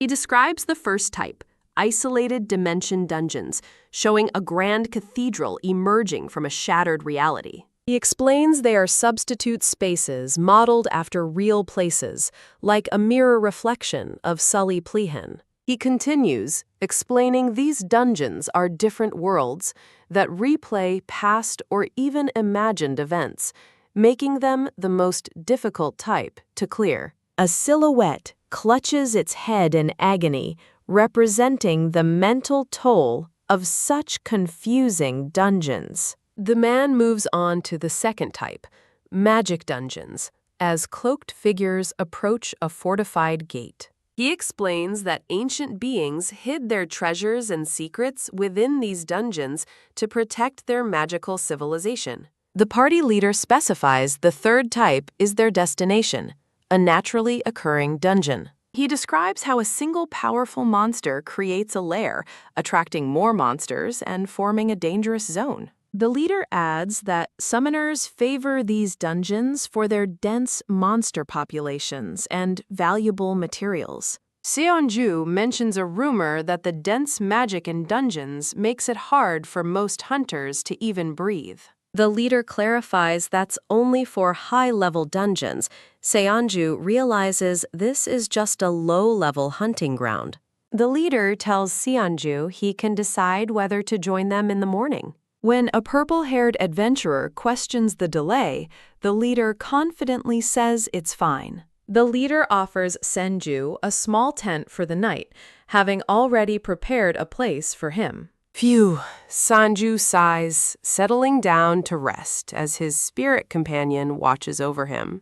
He lies in the tent, staring thoughtfully at the ceiling. His companion recalls a sinister vision of the adventurers, thinking they didn't seem like good people. Seonju rests his head on his arms, lost in contemplation. The spirit companion notes how happy he looked earlier, recalling him smiling around the campfire. The memory shows Seonju's genuinely joyful and contented expression. Back in the tent, Seonju smiles softly and asks, "Did I?" His little spirit companion floats beside him with a happy, simple smile. He closes his eyes, content to rest well for the day. He resolves to depart for the dungeon early tomorrow morning. A new day dawns upon the adventurers' camp at the base of a mountain. Narration reveals the target is a large cave, and the monster in charge is believed to be named Overike. With Seonju joining them, the adventuring party heads towards the cave entrance. A party member confirms the target is Overike, and Senju quietly questions the strange name. The leader explains a powerful, mountain-sized wolf controls the area now, having forced out the previous boss, Overike. Members of the party laugh at the idea of a monster having a name, clarifying it was a nickname given by hunters. Seonju dryly remarks on their terrible naming sense, making the leader sweat nervously. The leader warns Sanju to be careful, but he cheerfully insists he's great at running away. How very trustworthy, the leader's thought echoes sarcastically. The group stands before the deep, oppressive darkness of the cave's mouth. As someone takes a step inside, they note that no light penetrates the darkness. The leader warns everyone to watch their step as they follow his flashlight into the gloom. A system window appears, informing Seonju that his Lee Shade skill has activated automatically. Seonju notices a party member using a modern red flashlight. He remarks on their use of flashlights over torches, and his spirit says Sulaplihan is technologically advanced. Suddenly, the blue-haired adventurer's flashlight flickers and dies, startling him. The leader asks what's wrong as the man explains his battery died and asks for a spare. An aqua-haired woman reports she's out of spares, and another adventurer says his light went out too. Seonju holds his own dimming flashlight, annoyed by their poor preparation. A system alert informs him his battery is almost empty, which he finds completely unhelpful. The party argues over waiting for daylight versus pressing on, noting the closest city is a half-day's walk away. The leader tries to calm everyone down, insisting they can still proceed. The purple-haired adventurer suggests using an expensive combat flashlight, wishing they had a wizard. Seonju, unfamiliar with the term, asks what a combat flashlight is. It's explained as a costly, one-time use item that brightly illuminates an area, a waste compared to a wizard's continuous light. Seonju considers using his light of blessing, but his companion warns it will drain his divine power. A new system notification suddenly appears before a surprised Seonju. He's granted a new skill. Can you see the light? Which creates a healing light that also hinders dark monsters, perfect for their situation. The party leader looks back, thinking they are wanted. Holding a brilliant ball of light, Seonju cheerfully asks if it's bright enough. The aqua-haired woman and a red-haired man stare in awe as the man asks if Seonju's light is magic or a skill. Seonju clarifies it's a new skill, prompting the red-haired man to ask about the difference. He then explains that most magic cannot be learned as a skill. The explanation continues. Magic requires understanding complex formulas and mana arrangement. Furthermore, magic is different from a skill because it requires knowing the limits of one's own mana. The red-haired man says he understands but thinks Seonju isn't listening, as the boy follows a glowing blue butterfly. A giant white snake appears as the leader announces they can now proceed, telling everyone to follow. Screech! Something approaches with alarming speed. The unseen threat closes in through the darkness. A high-pitched shriek echoes as the entity rushes towards the party. Startled, Seonju asks what the sound was, and the leader quickly tells him to step back. The leader identifies the monsters as two white, cat-faced poison snakes. Seonju and the leaders stand ready, facing the twin snake monsters. A blue-haired adventurer with a shield volunteers to go first as the party prepares for battle. One of the poison snakes snarls, baring its sharp teeth. The monster lunges forward as someone shouts, "Here it comes!" A sound of impact rings out as the attack connects. The adventurers engage the snakes, with the shield bearer taking the front line. Chop! The blue-haired man blocks a vicious bite with his shield. The leader charges in with a determined cry, shouting, "Good, keep going," as an archer takes aim behind him. Seonju and his spirit watch in awe, impressed by the party's skill. A snake whips its long body around in a sweeping attack. The leader, bleeding slightly, thinks how familiar the party members are with each other's movements. Watching the intense fight, Seonju grows concerned and wonders if he can help. His spirit cries his name as someone yells that a party member is hurt. A deep, bloody gash is shown on an adventurer's leg. Seonju rushes toward the injured aqua-haired woman, who grimaces in pain, worried about her shoulder. Clutching her bleeding shoulder, the woman says she was bitten by a poison snake and needs to sit down. Seonju supports the gasping woman, realizing the wound is far more serious than a simple bite. Suddenly, a blue system warning flashes before his eyes. The system identifies Camilla Snake's poison and warns him not to heal the wound before removing it. Seonju questions the poison. He panics, admitting he has no idea how to remove poison. A confusing system notification appears, leaving Sunju and his companion baffled. Deciding to act, Seonju resolves to try something and turns to the wounded adventurer. He closes his eyes, focusing his divine power. He decides to use his power to locate the poison within her body. His hand glows as he places it over the woman's injured shoulder. He searches for something unclean and foreign within her system. A swirl of purple energy signifies the poison he's looking for. His eyes snap open as his hand glows, having found the source. The little spirit companion asks Sunju if he can feel anything. With a confident smirk, Seonju answers, "Yes." A system notification grants his divine power a new ability, finding specific poisons.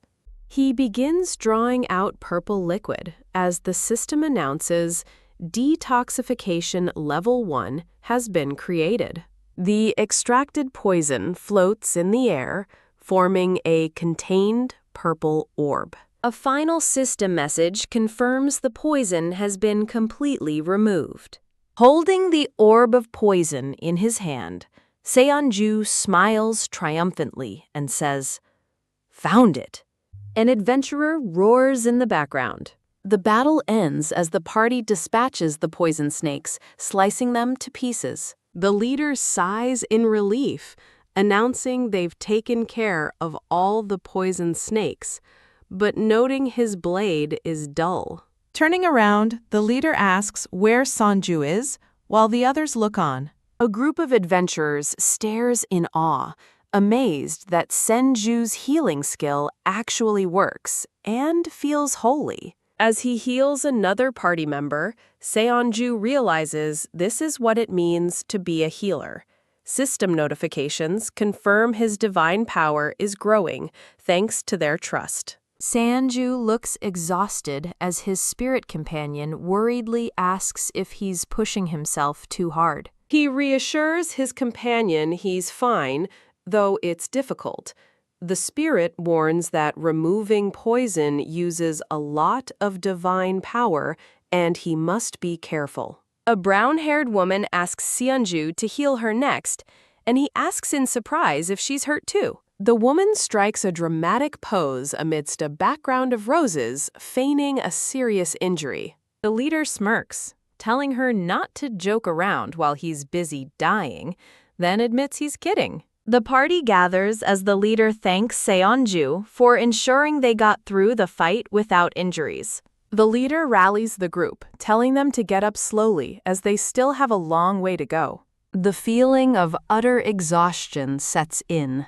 Seonju looks completely drained from the effort. As they walk deeper, Seonju wonders about the strange dungeon and the absence of Overreich, but the purple-haired adventurer celebrates their haul of monster cores. He proudly displays a pouch overflowing with large, sparkling monster cores. Seonju asks if the cores will disappear, but the blue-haired man explains monster cores are stable energy sources and their main income. The purple-haired adventurer promises Senju a generous share, and he accepts the offer. Wondering about his progress, Seonju opens his glowing blue status window. The screen shows he's reached level 30 as Gum Sanju, with 6 stat points to allocate. His companion explains that his level rose so quickly because they fought monsters far stronger than him.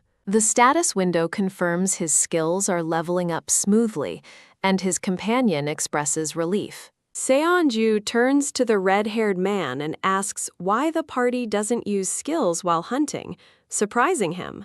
The man bursts into laughter at the question, leaving Sonju baffled. He explains to Seonju that skills are not something just anyone can use. He continues, stating that the conditions to acquire a skill are extremely strict. Another adventurer adds that skills are generated by repeatedly performing a specific action with great efficiency. Acquiring a skill is difficult, requiring a rare skill core, and even then, using it isn't simple. He explains that skills consume a massive amount of mana, requiring a high level to handle. Furthermore, some skills have severe downsides, as shown by a man clutching his chest in agony. The leader remarks that Seonju's healing skill is a true blessing for having no conditions or drawbacks, which Seonju hadn't realized. The leader looks ahead, noticing the cave's environment is changing, and concluding they must be close.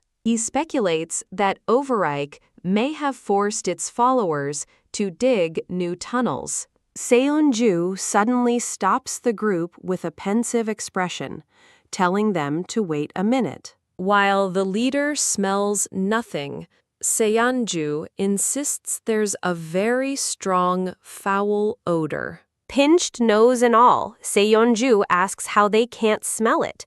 His companion explains only he can sense it. The little spirit clarifies that what he calls a smell, others would call feeling a presence. Seonju realizes that if the rotten smell persists even with his nose covered, it must be something else entirely. He looks up in shock at a wall of massive, gnarled tree roots blocking their path. Seonju calls for everyone to come over, catching the attention of his party members. Peering into a dark fissure in the wood, he announces that he's found the way forward. He excitedly clarifies that he has found Overike's hiding place. The leader cautiously peers into the dark, hidden entrance. A party member calls out, asking the captain if he sees anything inside. The leader tells everyone to wait a moment as the party stands by, ready for anything. Seonju offers to look, but the purple-haired adventurer stops him, explaining only their captain has ever seen Overike. The other party members laugh good-naturedly at Seonju's eagerness. The adventurer explains the captain fought and escaped Overike as a youth, injuring its leg in the process. Seonju quietly wonders about their relative strength. His companion muses that Overike must be powerful, as a massive wolf stands silhouetted against the moon. A flashback shows the leader as a younger man, fending off wolves, remarking that it's brave to even scratch the boss. The purple-haired adventurer begins to describe Overike to Seonju, reminding him of the big wolf mentioned earlier. The purple-haired adventurer explains that, unlike most twisted monsters, Overike just looks like a normal wolf. A large, dark-furred wolf with white eyes is shown, looking ordinary. The adventurer continues, suggesting that in such cases, the special part is hidden inside, like its organs. He specifies that Overike's muscles are developed to a strangely incredible extent. Seonju questions this, and the adventurer clarifies its muscles are too tough for spears to pierce and its steps sink the ground. With a concerned expression, Seonju wonders how they could possibly hunt such a monster. The leader's voice rings out with confidence, declaring, "We can fight it." He begins to explain that the fact Overike, once a pack leader, is hiding alone in a dungeon away from its pack of other wolves means it was forcibly kicked out of the pack. A flashback shows a bloody, injured wolf, implying the reason for its exile. The leader confirms it's probably because the leg wound he inflicted slowed it down. The red-haired man adds that in the monster world, the strongest survive, and an injured wolf is just a burden to its pack. Grinning, the leader states that a weakened enemy is a fight they can win, especially now. Seonju looks up, puzzled by the leader's sudden confidence. The leader warns the group not to get careless, as Overike is still the dungeon's boss. He turns and asks another adventurer if the bombs are ready, who confirms they are. With a plan to rush in after the explosion, the leader tells everyone to get ready. The spirit companion reassures a nervous Seonju, telling him he'll be fine with his party. The spirit continues, saying that if he's a summoner, he has to see things through to the very end. Inspired by the words, Senju's expression brightens with renewed determination. He grips his weapon, ready to support his team against the dungeon boss. Holding a mace with his spirit on his head, Senju looks ready for a fight. With newfound resolve, he declares, "Let's go meet this guy." Deeper inside the cave, a large, scarred wolf lies curled up, sleeping. The sleeping wolf breathes softly, unaware of the approaching danger. Kaboom! A massive explosion erupts nearby. The fiery blast lights up the dark cavern entrance. As the smoke clears, the party stands ready at the mouth of the cave. The leader peers into the darkness, commenting that Overike found a good hiding spot. Growl. A low, menacing sound echoes from within the shadows. Two glowing yellow eyes snap open as Overike bares its sharp teeth. A deep, rumbling growl fills the cavern air with tension.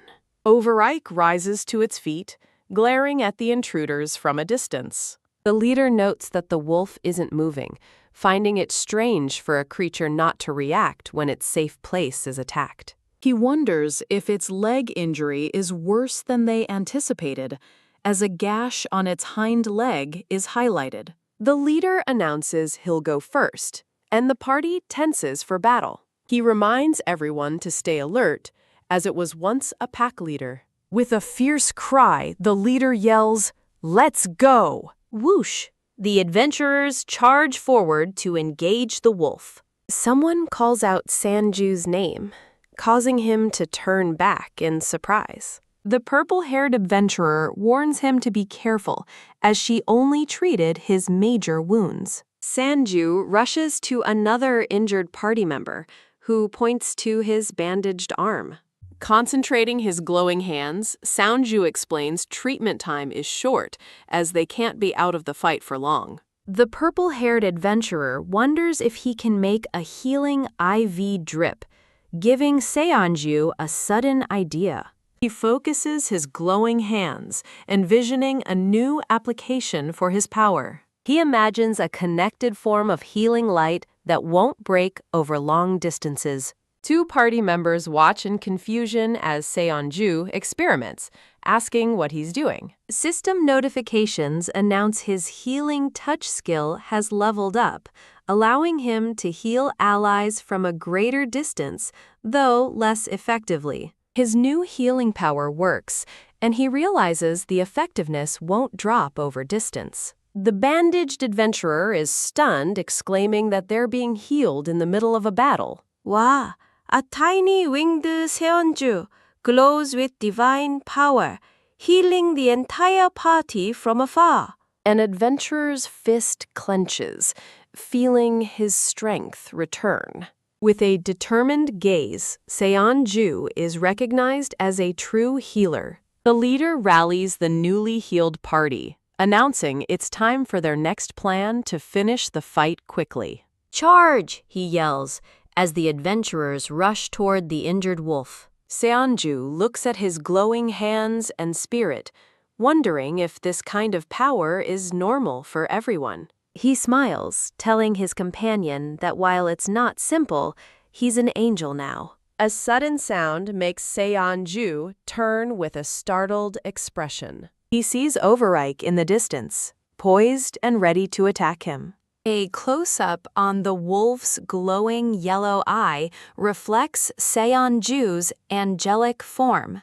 With a strained, sweaty smile, Seonju realizes he's messed up by drawing the boss's attention. A jagged rock projectile hurtles towards the party. A voice cries out a warning that the attack is aimed at their back. Overike leaps through the air, pouncing down on the adventurers. Seonju grips his mace in terror, as his companion warns him that the wolf has been watching, and he can't escape.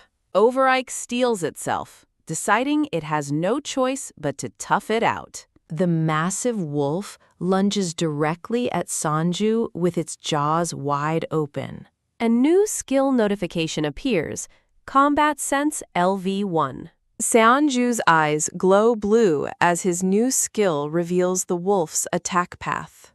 He remains tense, his hand clutching his shirt as he processes the new sensory input. The wolf is shocked as its attack is suddenly evaded. Seonju calmly faces Overike, his enhanced perception tracking its every move. With newfound agility, he dodges the wolf's powerful bite. The leader and the purple-haired adventurer stare in disbelief. Seonju stands his ground as the massive wolf lands heavily behind him. He stares at his mace, stunned and confused, realizing his body moved on its own. Gripping his weapon, he begins to understand the implications of his new ability. Overike turns its glowing yellow eyes, locking onto him once more. The wolf bares its sharp, drooling teeth, ready to strike again. Seonju smirks and gestures confidently, appearing to summon a new power as golden energy surrounds the wolf.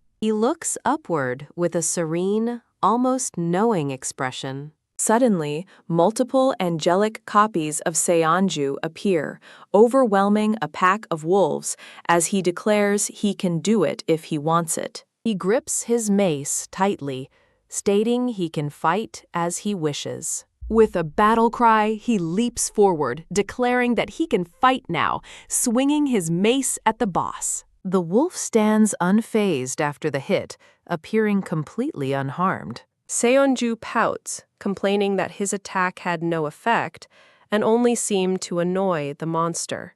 The wolf charges at him once more. A volley of arrows harmlessly bounces off Overike's tough hide. As the wolf closes in, a party member shouts for everyone to protect the healer. The purple-haired adventurer grabs Senju's shoulder, checking to see if he's hurt. He gives Sunju a thumbs up, praising his courage before telling him to step back and leave it to the professionals. Rejecting the offer, Seonju declares that stepping back is not his style. He rushes back into the fray as someone reaches out, yelling at him to wait because it's too dangerous. In a flurry of colorful, action-packed panels, Seonju gleefully bashes multiple wolves with his mace. He lands a final, decisive bonk on a wolf's head. The purple-haired adventurer watches dumbfounded as purple energy crackles from the defeated monsters. Splattered with blood,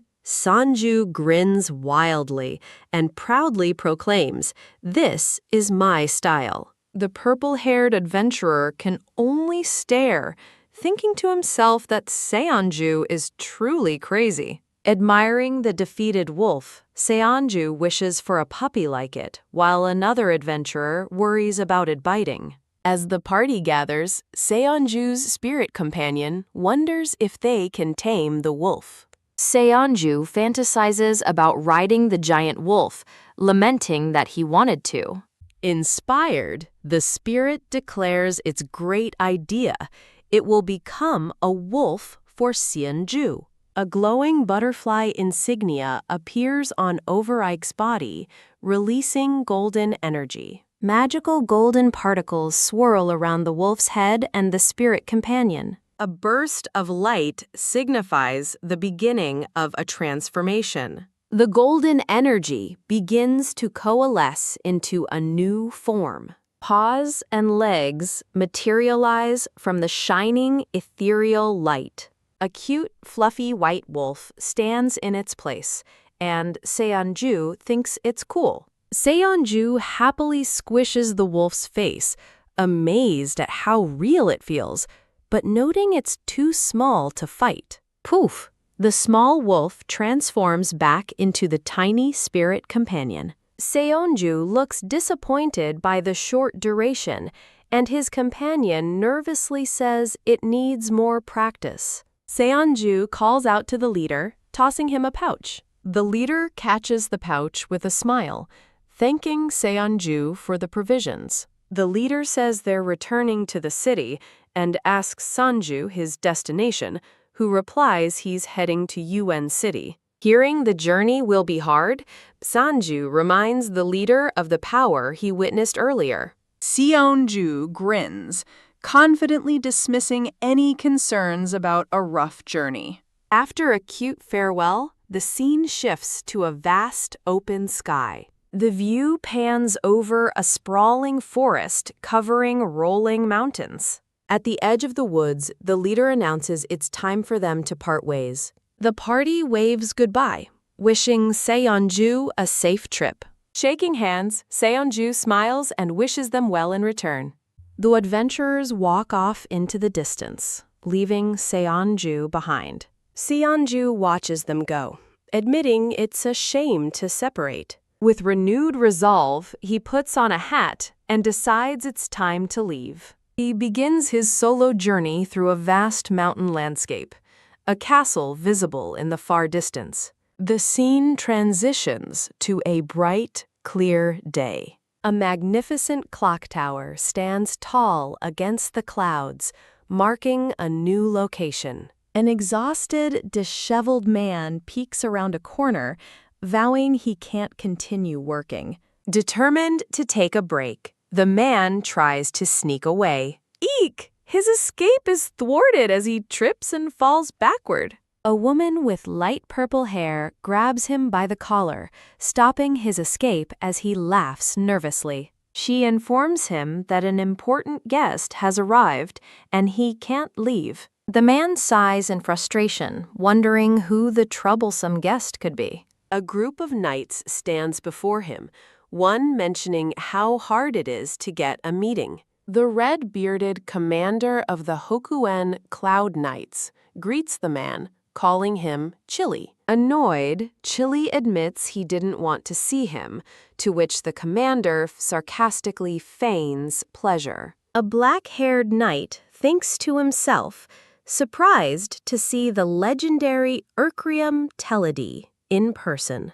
In this world, vicious monsters and demons run rampant, viewing humans as mere food. The summoners of Urcrium are renowned for their immense power against these beasts. And among them is a man of incredible strength, shown standing over his defeated foes. Back in the present, the black-haired knight wonders why such a powerful man is with the knights. The commander picks up his tea, getting straight to the point. He reveals that a dungeon has been found containing an item the Cloud Knights seek. However, the adventurer who discovered it has gone into hiding, making the search difficult. Opening a chest of gold, the commander offers Chili a hefty reward for his help. Chili looks down at the treasure, considering the offer. The commander glances at his subordinate, confirming his intentions. Standing to leave, the commander grins and says he'll see Chili next time. With a cheeky wink, Chili tells the commander not to come back, finding him annoying. From his window, Chili watches the commander and his entourage of knights depart. Sighing in annoyance, he wonders why the commander brought so many helpers just for a request. Relieved that it's over, Chili decides to flee before another job appears. Just as he reaches for the door, a stern-looking, black-haired man in a blue uniform appears before him. Startled, Chili nervously asks the man what he's doing here. The man steps forward, stating he heard Chili knows most stories. With a shadowed expression, the man begins to state his purpose. The scene transitions, showing an old book flipping open. The black-haired man reveals he is searching for the scriptures. Chili looks up at the imposing figure before him. Pondering the request, Chili asks why he's looking for the scripture. The man clenches his white-gloved fist, remaining silent for a moment. Chili looks on with a nervous sweat drop, awaiting the answer. The man reveals he wants to cure a cursed disease, remembering a woman's afflicted arm. A foot steps into a pool of water, marking a scene transition. A majestic clock tower rises above the entrance to a bustling city. A scruffy, blonde-haired Seonju arrives with his spirit, excitedly announcing he's reached Urin City. Covered in leaves and dirt, Seonju bluntly demands a room. An inn worker with crossed arms sternly refuses, declaring they don't accept beggars. Seonju argues that the shabby Johnson Inn across the street sent him, but the worker still refuses, cursing the rival inn. As Seonju slams his fist on the counter, a mustached man arrives asking about the commotion. Seonju puts on a teary, innocent facade, which immediately charms the older man. As the owner asks if Senju has money, the worker cries out in protest. The owner puts a friendly arm around Seonju, deciding to let the paying beggar stay. With a devilish grin, Seonju gives the shocked worker the middle finger. Fuming, the worker snaps his broom in half, calling Seonju an unlucky brat.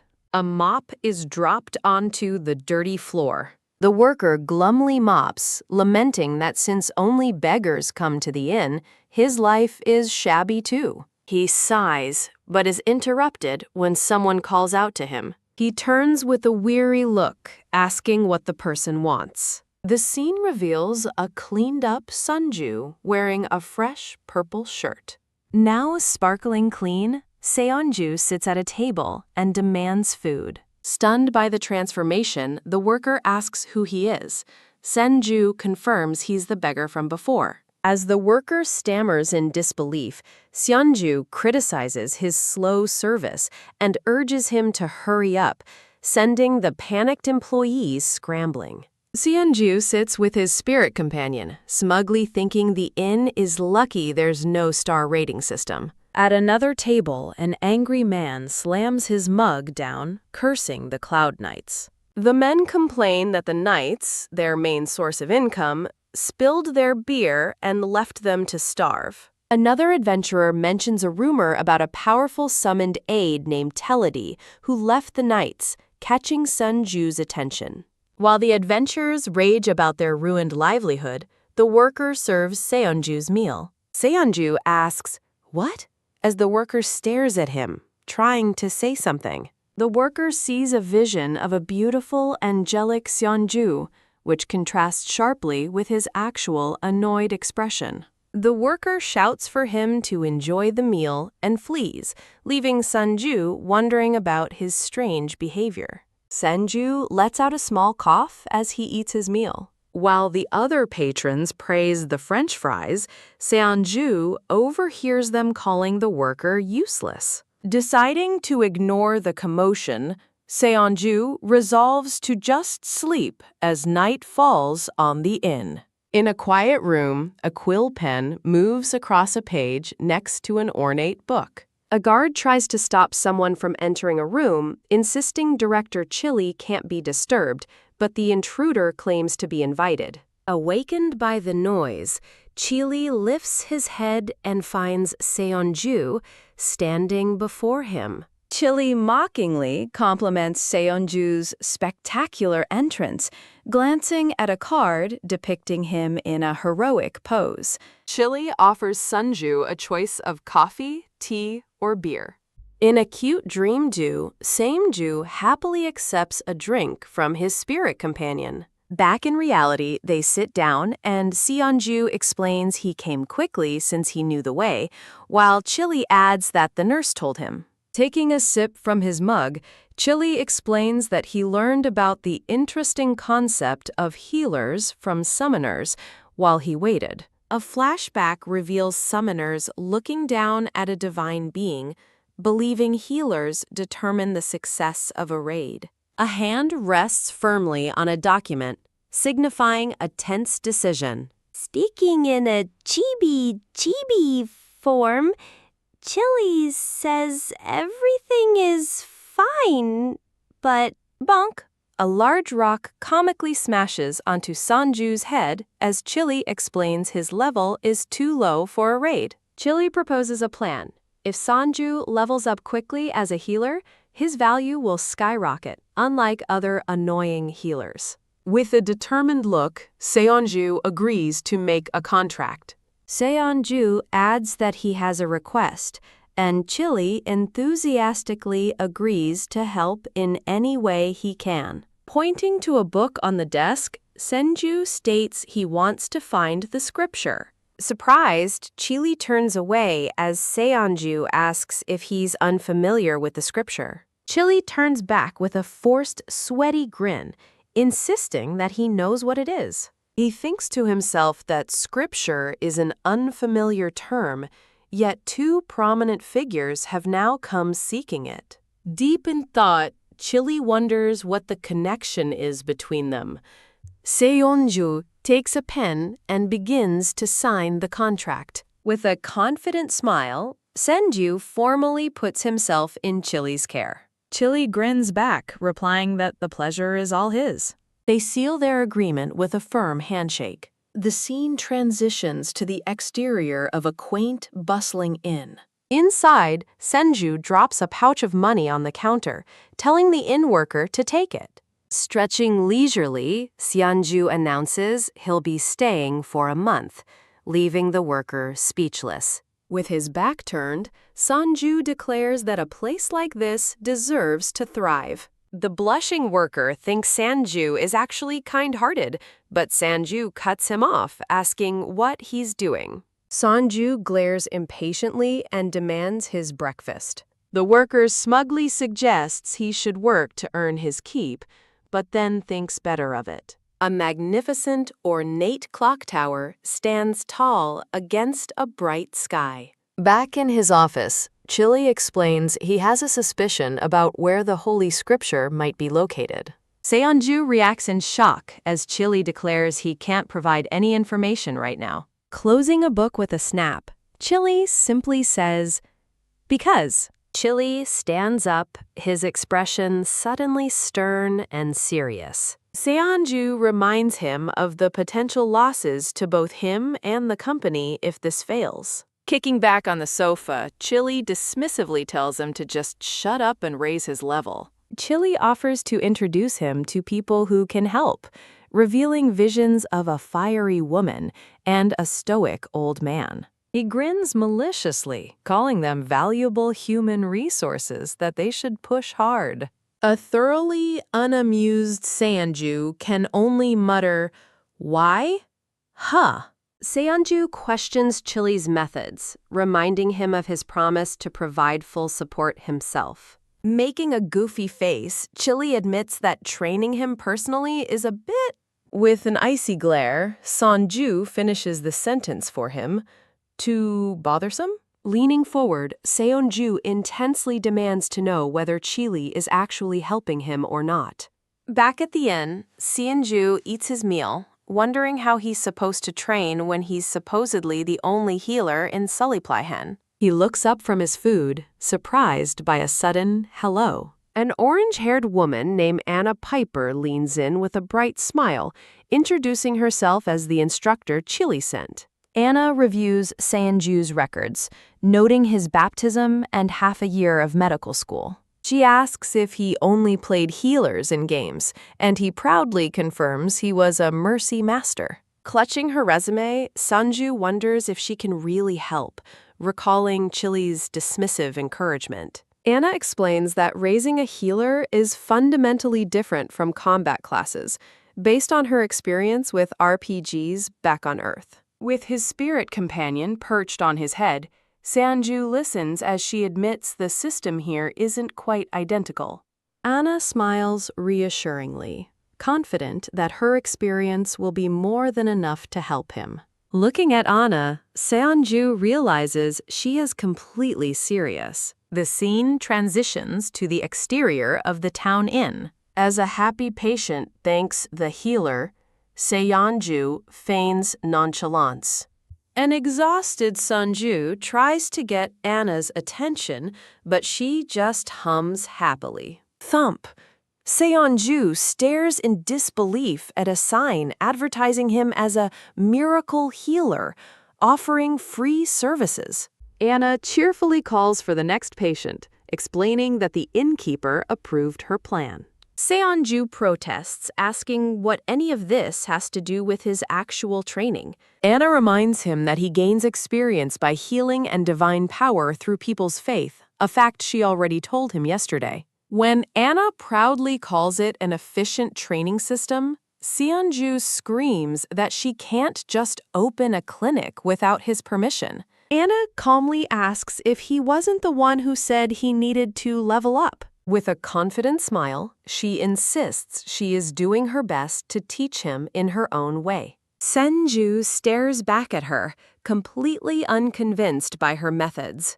Anna nudges a dazed Seonju, telling him to focus as she calls for the next patient. Placing her hands on a man's head, Anna asks where he's hurt, as Senju watches blankly. The narration confirms Anna's method was efficient, as Seonju's hands glow with healing power. Ding! A sound resonates in his ear as his eye widens slightly. 2 system windows appear, confirming he is gaining experience and trust by healing the sick. Another notification announces that he has gained a devout believer with great faith. Finally, the system confirms he has gained divine power. As a mother and son thank him, Seonju realizes that healing brings experience, while faith increases his level. Surrounded by system windows, he smugly wonders if there could be a better method than this. The sun begins to set over the bustling inn. Crash! A man suddenly bursts through the door carrying an injured person, startling Seonju. Anna calmly asks the frantic man to please wait his turn.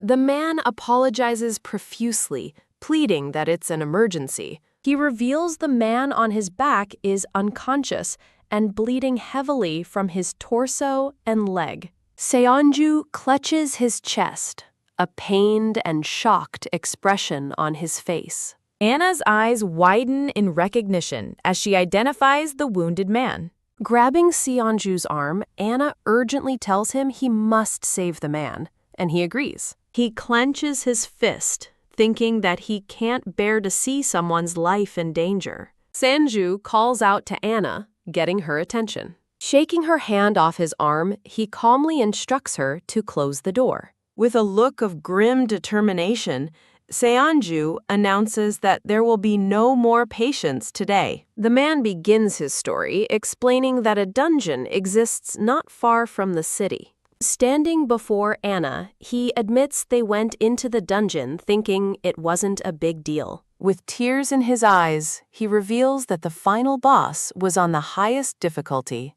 A flashback reveals a terrifying, spiky black monster with glowing red eyes. The hunt ended in failure, and the injured man sacrificed himself to save them from their overconfidence. The memory shows the injured man standing alone to face the monster. The man cries, overwhelmed by regret for his actions. He buries his face in his hands, blaming his own recklessness for what happened.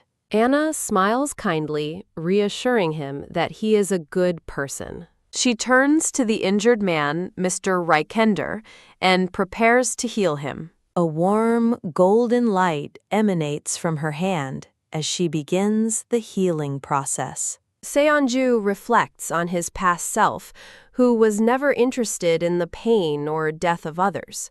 With a grimace, he admits that he now feels disgusted with the person he used to be. He looks down, thinking that he still doesn't fully understand this change in himself. Surrounded by ethereal chains, he feels this new impulse is more like an obsession. A vision of a shirtless man appears behind him, a massive golden hand descending from above. Seonju looks up in confusion, questioning what he just saw.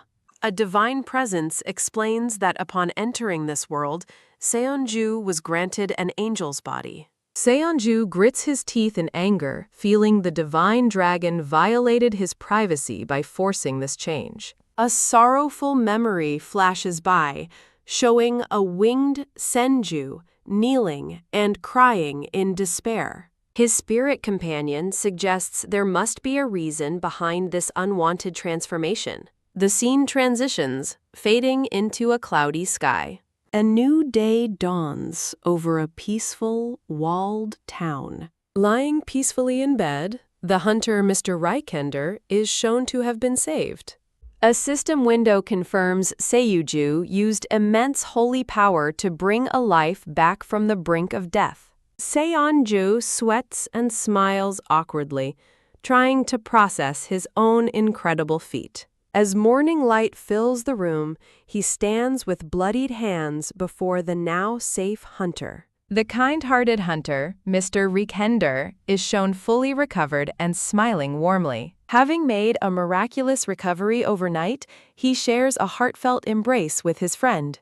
As his friend weeps with joy, rumors of the miracle healer begin to spread rapidly. A flood of system notifications announces that new believers have come to trust in him. The stream of new believers continues, his reputation growing with each passing moment. Seonju gapes in amazement at the numbers on the screen, asking if this is what it means to go viral, as Anna proudly agrees. When Anna announces more visitors, an exhausted Seonju groans in annoyance. A group of hunters has arrived, eagerly begging for his blessing. They are followed by members of various medical associations pleading for his divine power.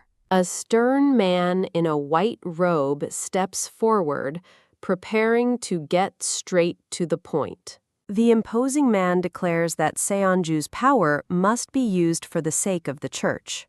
A system window identifies him as Cardinal Kotelborn of the New Heavens Grace Church. The cardinal invites Seonju to join them in saving the world, leaving him completely baffled. Sensing trouble, Anna's crisis detection skill activates. She quickly covers Seonju's mouth, silencing him before he can speak. Muffling Seonju's protests, Anna internally scoffs at the freeloading cult, vowing to save the world herself before letting them take credit. Anna smiles sweetly and informs the cardinal that Seonju is under contract, skillfully blocking their attempt. The scene transitions to the magnificent and imposing cathedral of the New Heavens Grace Church. Inside, Cardinal Kotelborn cautiously approaches a woman in white, the atmosphere tense and reverent. A system window introduces the woman as Saint Celaya of New Heavens Grace Church. The cardinal reports to the saint that Seonju has refused to join their cause. Looking at a small card in her hand, Saint Celaya simply says it can't be helped. As the cardinal speaks, she is distracted by the card, which shows a picture of Senyu. She gazes at the picture and tells the cardinal they will simply keep watching him for now. With a quiet word, she dismisses the cardinal, who bows and departs. Saint Celaya blushes slightly, thinking to herself that Seonju is really cute. As a grim-faced knight stands guard nearby, she muses that she wants to keep him. The camera focuses on the stern expression of the dark-haired knight. A promotional image displays a man in a military uniform and a woman in a royal gown and crown. At the Chili Barbecue headquarters, an inquiry is made about the mark of black water. A silver-haired woman reports to Chili that the disease didn't affect Teledi himself. When Chili asks who has the mark, she reveals that Teledi has a younger sibling. The sibling is shown lying gravely ill in a hospital bed, where she's been for a year. The silver-haired woman maintains a cool, professional expression as she delivers the news. Chili finally understands Teledi's desperation, learning that even the knights were involved. Despite the new information, Chili's eyes narrow in thought, feeling something is still off. He voices his suspicion that something is strange, and his associate immediately agrees. Chili contemplates the scripture, knowing it's considered a forgotten relic from the past. He questions how Senju, of all people, could have known to look for it. Pondering deeply, he concludes that Seonju doesn't seem like the type to be so well informed. With his suspicion confirmed, Chili thinks to himself, definitely. A memory shows the black-haired Teledi being influenced by a shadowy figure. Back in the office, Chili speaks with his silver-haired associate. Chili decides it's time to introduce Senju to his second master and tells his associate to inform Anna. As an afterthought, he gives another instruction from his chair. He warns her to tell Anna to be careful and keep Sunju away from Teledi during the lessons. Chili grins, wondering what kind of trouble the two of them would cause if they met. The scene shifts to an annoyed Seonju on a train bound for Clareda Mountain. A cloaked, black-haired man stands by the door as an announcement signals the train's departure. The man thanks Senju as they stand face-to-face at the train door. Seonju reacts with shock as the man sternly tells him to move. The black-haired man angrily tells Sanju to stop blocking the way while an orange-haired woman watches. The woman's danger sense activates as she recognizes the situation. She suddenly grabs Sonyu from behind, exclaiming that she's finally found him. Laughing, she cheerfully praises the fine adventurer for finding her runaway charge. As the cloaked man watches, she holds a struggling Senju and wishes the adventurer a good trip. Thump, the door slides shut, and her expression turns serious as she holds Seonju tight. The train travels along a scenic, mountainous route under a rainbow. Inside, the orange-haired woman hands Seonju a couple of cards, which he questions. He examines his new ID card alongside a special card featuring a large red gem. He muses that he can finally take on a mage now, as the woman watches silently. When Seonju asks their destination, she reveals they're going to meet his second master. Seonju asks if his clinic work is over, admitting the divine power income was good. The woman laughs, recalling his initial hatred for it. She explains the schedule was moved up because there isn't much more she can teach him. Senju looks out the window, asking what kind of person his second master is. The orange-haired woman admits the new master is in a completely different league from her. She describes them as a living legend in the hunting world, impressing Seonju. Explaining the hunter ranking system, Heart, Jack, Diamond, Ace, and Joker, she gets Seonju to confirm Joker is the highest. With a serious look, she explains that there are exceptions to the official ranks. She reveals an unofficial rank above all others, the demon rank. The woman clarifies that the title is given to the few whose unique skills are rumored to be powerful enough to fight demons. She says the master now lives a simple life, leaving Seonju stunned that such a person would take him on. After hearing the director barely convince them, Seonju lets out a wicked little laugh. Their destination is revealed, the towering peaks of Cloretta Mountain. A stern, long-bearded man in white robes demands to know who is barging in. A system window identifies the man as Torch, a retired demon rank hunter, as he threatens them to leave his land or die. The orange-haired woman smiles, thinking everything is going just as she expected. She introduces herself as Anna Piper and greets the great demon hunter, Master Torch. Torch gruffly dismisses them, stating he doesn't take visitors. Anna presents a letter from Chili, catching the old master's attention. She casually describes Chili as the bum who rolls around on the office couch, causing Seonju to stifle a laugh. Anna's simple yes leaves Seonju completely shocked by her casual disrespect. Torch takes the letter from her hand, his expression stern. As he reads the letter, his eye begins to twitch with irritation. Looking up from the letter, Torch asks Anna if the kid next to her is the one she's brought. Anna formally presents Seonju as Master Torch's student for the upcoming year. A promotional card for Steal from the Devil's Pocket is displayed. Soon after, Anna departs down the mountain, waving a cheerful goodbye. Torch decides to begin by assessing Seonju's physical fitness with a simple health check. Seonju collapses to the ground, panting in exhaustion. The results were devastating. Master Torch thinks deeply, wondering about the meaning behind Seonju's determined expression. The scene shifts to the rugged peaks of Cloretta Mountain. As the real training begins, Seonju struggles to hold up a heavy garment.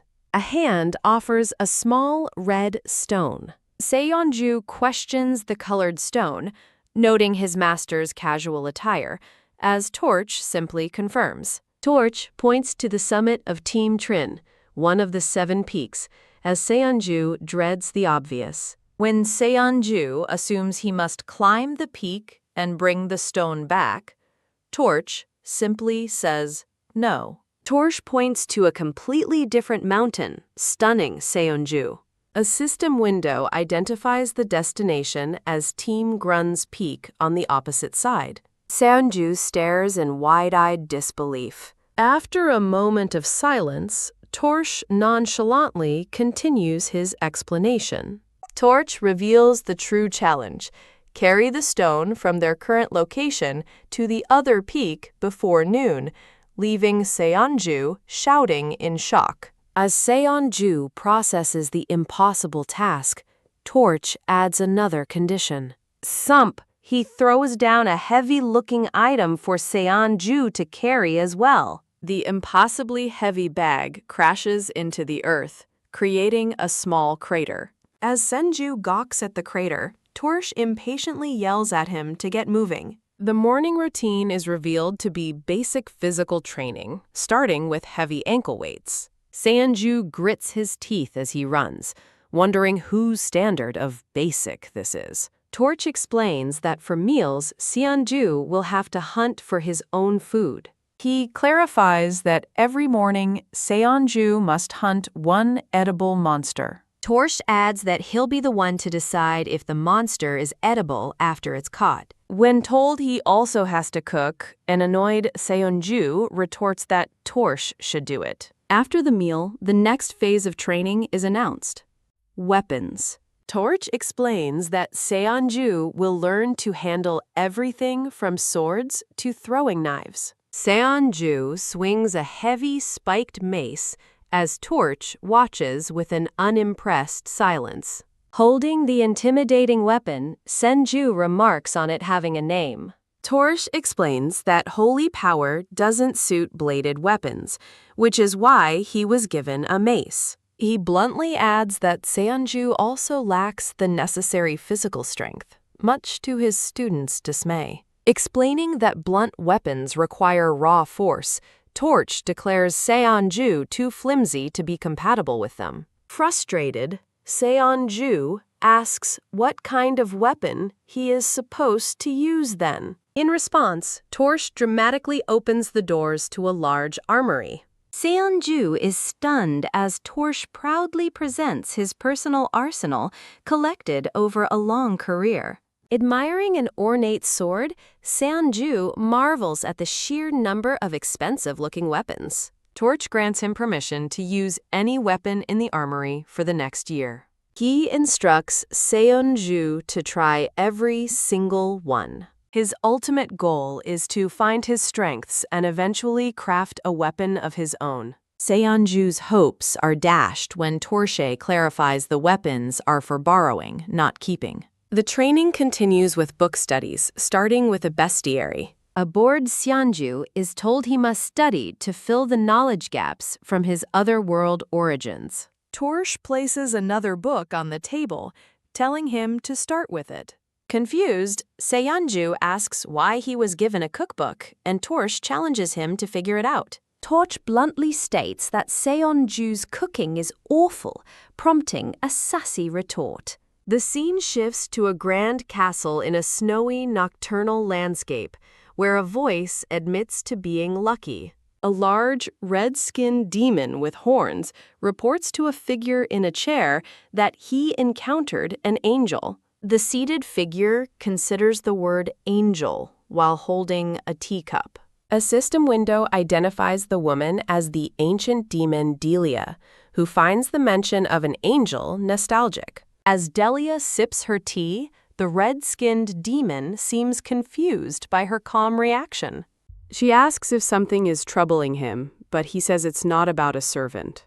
Delia smiles, admitting the thought of seeing an angel again has her a little excited. A maid with black hair quietly serves a cup of tea. The red-skinned demon asks if humans are Delia's attendants, but the maid clarifies they are not servants. Delia explains they are people who trust and follow her. The red-skinned demon angrily questions why they aren't imprisoned and why their kind are now called demons. Delia's eyes open, glowing a menacing red. She reveals that their era ended with the death of Trin Man. The red-skinned demon remarks that 5,000 years have passed. With a slight smile, Delia agrees that much has changed. A promotional card is displayed for Steal from the Devil's Pocket. The scene shifts to a grand castle amid a snowy, nocturnal forest. The red-skinned demon asks Delia about her old friend Shakrush, who was sealed away by humans long ago. He reveals that Shakrush has recently broken free from that seal. Delia is pleased by the welcome news of Shakrush's awakening, but is interrupted by the maid. The red-skinned demon coldly announces that he killed Shakrush. Delia explains that Shakrush went mad, losing control and his qualification as a demon. The red-skinned demon declares any demon who can't control their power is a disgrace to their kind. Delia quietly agrees that it is a shame. She laments the tragedy of awakening only to die so soon. The scene changes to a mountain where Seonju calls out to Master Torch. Seonju asks if divine power is incompatible with bladed weapons, and Torch confirms it. Remembering he was told to discard his shining rod, Senju seeks confirmation, which Torche gives. Seonju grits his teeth, realizing the implication. 20 days into his training, he struggles with a giant sword, confused by the situation. He complains that a giant sword doesn't suit him, despite Torch's instruction. Unable to even lift the blade, he protests, but Torch tells the brat there is a reason. Torch explains that training is about gaining mastery over many weapons, not just finding one. He clarifies that hunters must be versatile, unlike martial artists who master a single weapon. Torch lectures that a hunter must always be ready to make the most optimal decision. He orders Seonju to stop whining and get into position, earning an annoyed look. Yeah! Seonju strains with all his might to lift the massive sword. Torch watches with crossed arms, thinking that something feels definitely off. A montage shows Seonju running with grim determination. He continues his physical training, struggling through a push-up. Torch inwardly reflects that while they focused on building strength and endurance, they hadn't prioritized honing their dexterity. He is perplexed why Sanju is unable to use any of it, as the boy fails to even lift the sword. An idea begins to form in the master's mind. He wonders if the issue is a trait of Senju's species. A vision reveals Sanju with a magnificent pair of angelic wings. Back in the present, Torch bends down and picks up a small rock. Whack! He throws the rock, hitting Seonju directly in the face. Seonju shouts in outrage, while Torch confirms his suspicion. Torch decides it's time to change the training method. He admits to Senju that he doesn't fully understand the reason for his condition. He explains that the training has only made Senju more agile, prompting his student to question if it's pointless. Torch clarifies that Seonju's unique constitution prevents strength gain, and Seonju accepts that complaining is useless. Torch declares that Seonju must learn to make use of his unique traits. Seonju asks how he's supposed to learn and train with his wings. Torch picks up a stone and makes a frank admission he has never flown before. He bluntly states he can't teach Seonju how to fly. However, he promises he can train him until he can make use of his wings. Torch announces the new training: dodge the rocks he throws by using his wings. With fierce concentration, Torche unleashes a powerful throw. A young man with blonde hair grunts as his hand is struck, while below, a bald man is shown in the middle of a throw. A rock smacks Senju right on the head. Clutching his head, Seonju yells that throwing off-beat is a dirty trick, but Torch tells him to be grateful it's only a rock. Torch continues his lesson, asking if Seonju thinks his enemies will only throw rocks, leaving his student speechless. He warns that in a real fight, it could be swords, claws, arrows, or spears coming at him. As Seonju listens, Torch adds that there's no guarantee an attack will be head-on. Torch picks up another pebble, telling Seonju to focus. With renewed determination, Seonju thinks that if this is how it is, he might as well give it his all. The scene shifts to a starry night sky. The training continues under a bright blue sky amidst the mountains. Seen from behind, Seonju takes a few deep breaths. He looks nervous, sweat dripping down his face. A hand tosses a small red stone. The stone lands atop a massive pile of identical red stones. A system window announces that 21 days have passed in Senju's hunter training. Just as Seonju announces he's back, a projectile crashes into him, shattering the very ground. He stumbles back, a ghostly rock hovering over the fresh bump on his head. Torch catches 2 more rocks, remarking that his student is finally starting to look the part. Seonju asks what's next, and Torch tells him to pack his things so they can go eat. With a glance over his shoulder, Torch announces it's time for a vacation. Seonju nervously calls out to his master, who sighs and asks what he wants. Straining, Seonju hefts an enormous pack onto his shoulders. He yells in protest, asking what this is if they're supposed to be on vacation. Plugging his ears, Torchy complains about how noisy his student is. He clarifies that he meant it was his vacation, asking what Seonju was expecting. Torch reminds the fuming Seonju that his first year of training isn't even over. They journey down to a breathtaking village built into the cliff sides at sunset. The scene shifts to a quaint, sunlit town street.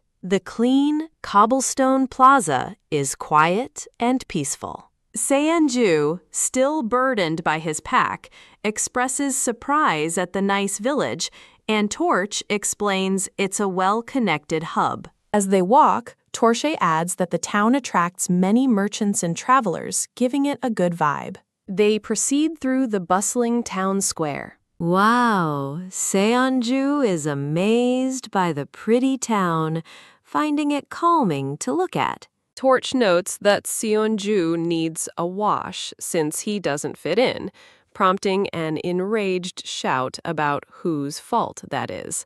Torche says they're almost at the inn where they can finally wash up.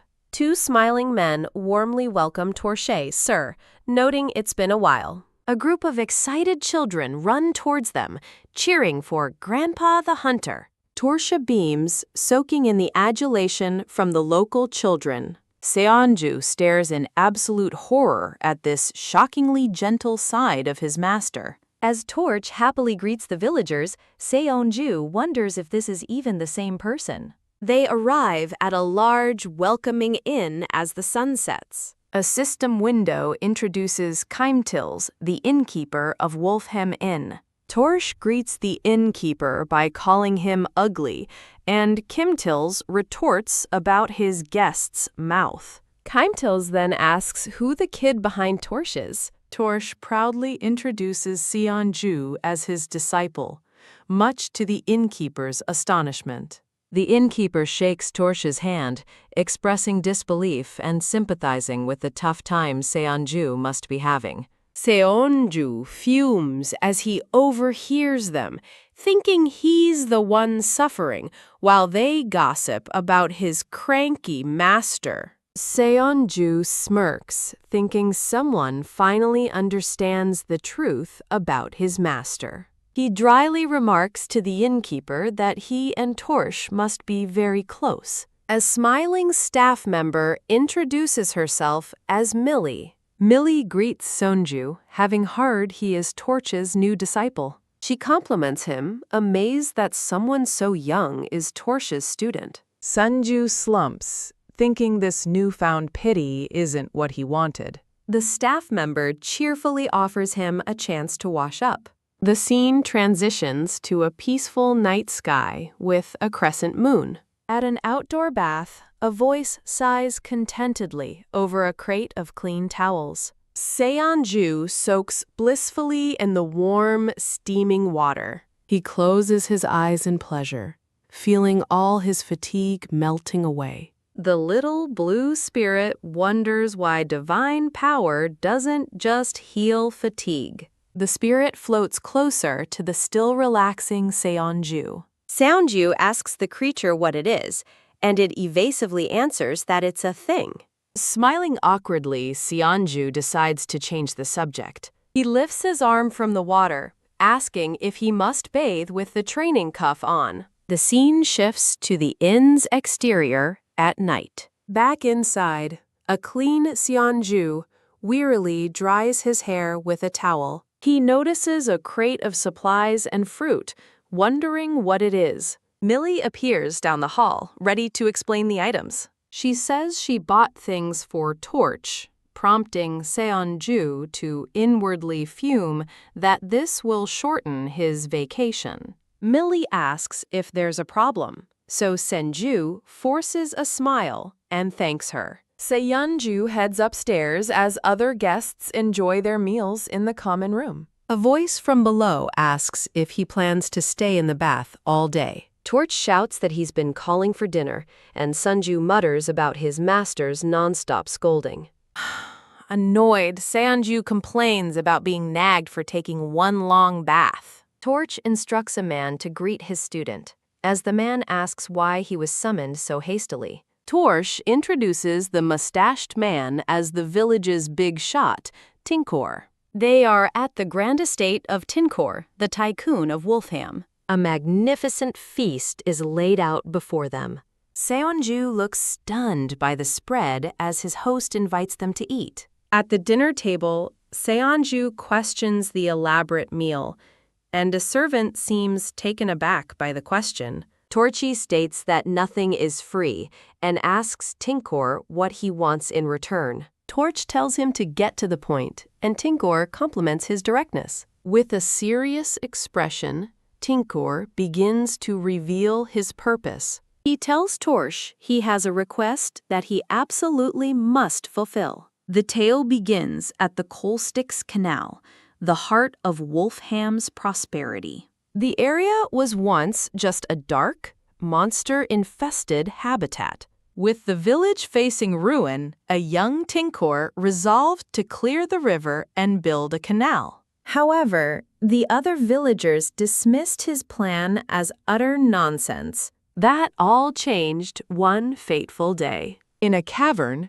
Tinkor awakened the legendary river at Shark. The powerful shark was fortunately not hostile towards people. Instead, it easily drove away any monsters that approached the river. Within a month, peace returned to the once dangerous waters. Tinkor concludes that the river at Shark made the canal's development possible. Torch asks why he would want to hunt such a beneficial creature. Thump, a massive stack of documents is slammed onto the table. Seon-ju asks what the papers are, and the man explains it is a damage report. Tinkor confirms with a grim smile that the shark caused all the damage. Seon-ju is stunned to learn that all the reported damage occurred in just the past week. Torch grimly states that the canal's guardian beast has now turned on people. Torche asks Tinkor why he was chosen for this task, leaving the tycoon momentarily confused. Torch questions why Tinkor didn't approach the Hunter Center or a guild, but Tinkor explains the situation is complicated. Tinkor admits it's awkward to submit an official request, leaving Seon-ju puzzled. He reveals the shocking truth. The Hunter Association was the primary group that opposed the canal's construction. Unsurprised, Torch states that he figured as much. Seon-ju asks if his master already knew, but Torche clarifies he only had a hunch. Torch explains that since the river at Shark is a monster, the possibility it would attack people always existed. The situation is described as living with a ticking time bomb. hovering over the image of a massive shark. Tinkor explains that the Hunter Association knew of this danger, which is why they were opposed. Seonju realizes that requesting help from the hunters now would be incredibly awkward for the village. Tinkor sits with his head bowed, burdened by the consequences of his decision. Torsh points out that killing the shark creates a new problem. A gruesome vision shows a slain beast pierced by numerous swords in a pool of blood. Without the shark, Torsh warns, hordes of other monsters will surely return to the canal. Seonju recognizes their dilemma. Keep the shark and it attacks, but remove it and more monsters will flood in. Tinkor clasps his hands tightly, explaining that he staked his very life on building the canal. He declares that no matter what, he doesn't regret his decision. With fierce determination, Tinkor stares ahead, his resolve unshaken. Torche observes Tinkor with a serious expression, having reached a decision. Senyu looks on with a hint of concern, sensing a change in his master. The scene transitions to the inn at dusk, marking the end of the meeting. Later, Seonju confronts Torsh in their room, asking why he accepted the dangerous request. Seonju argues that killing the shark won't solve the problem, but Torsh cryptically replies that there is a way. Torsh reveals his plan. After slaying the shark, they will perform a ritual with its corpse to create a protective barrier. Seonju is aghast, questioning the plan when the barrier will only last for a year. He protests, believing it's wrong to kill the shark for such a temporary solution. Torsh turns to his student and asks if he knows the real reason he became a hunter. Seonju hesitates before guessing it was to relieve stress by beating up monsters. He imagines Torsh's fist crackling with energy as he flinches away from the implied threat. Torsh states his purpose simply: to protect. He explains he protects kind people and the lives they've built as a vision of smiling villagers appears. Torch tells a somber Sanju that protection sometimes requires doing unpleasant things. He declares that seeing a request through, no matter what, is what it truly means to be a hunter. Senju is left speechless, contemplating his master's profound words. Torch explains that hunting aquatic monsters is the real deal, as even low-tier beasts become top-tier threats in the water, a place where veteran hunters often die. Staring at a crude drawing of the shark, Seonju wonders how they can kill it without going into the water. Torche tells Seonju to use his spear-throwing skills and find a javelin, leaving the task entirely up to him. With a smirk, Torsh announces he's leaving to see an old friend. Left alone, Seonju fumes, realizing he has only 3 days to prepare the equipment. The blue spirit cheerfully suggests beating the monster to death, but Sanju dismisses the idea, though the spirit insists it's serious. A sly smile crosses Sanju's face as he realizes a spear is the perfect tool to catch a fish. Inspired, he decides to make a harpoon himself. As he whittles sticks, Millie approaches and asks what he's making. He proudly calls it a spear, but Millie bluntly says it looks like a giant toothpick. After she suggests he avoid art, Seonju boasts about his supposed past as a famous painter, but she isn't buying it. Whew. Exhausted, Sunju wipes the sweat from his brow. Annoyed, he decides spear throwing involves too much prep work and gives up. He daydreams that he should have practiced archery instead, imagining himself as a winged archer. Seonju carries a quiver of handmade wooden spears, admitting they're weak but convenient. Cringing at how lame his spears look, he is startled when Torsh appears and asks if he's done preparing. Torsh dismissively calls the boy's creation a pile of trash, but Seonju insists they're the throwing spears he made. Torsh scoffs at the spears, but as Seonju internally fumes, He's surprised to find his creation is actually quite sturdy. Warning Senju that death by shoddy equipment is his own fault, Torch walks away as Senju mutters to himself to respect his elders. Torch impatiently yells at the boy to hurry up, making Seonju question whether he should respect the elderly or attack them. Seonju quietly follows his master up the stairs. From the landing above, Millie asks if they are leaving, and Torch replies that they have a request at the Coalsticks Canal.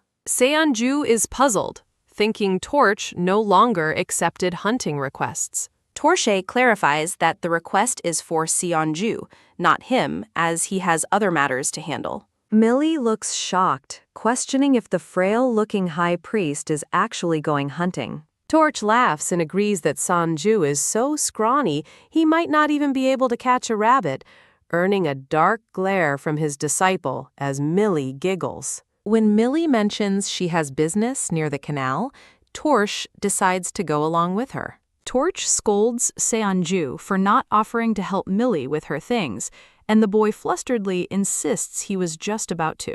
Beaming with excitement, Millie asks if this means she can watch the hunt. Seonju and Torch walk together, their expressions grim and determined. They arrive at the waterfront town beside the shimmering Coalsticks Canal. Seonju stares down at a small, rickety-looking boat tied to the dock. Trembling, he thinks the tiny boat feels like it's going to flip over at any moment. Torch snaps at him to quit whining, complaining that he's the one forced to hunt from a terrible boat while his stomach is full.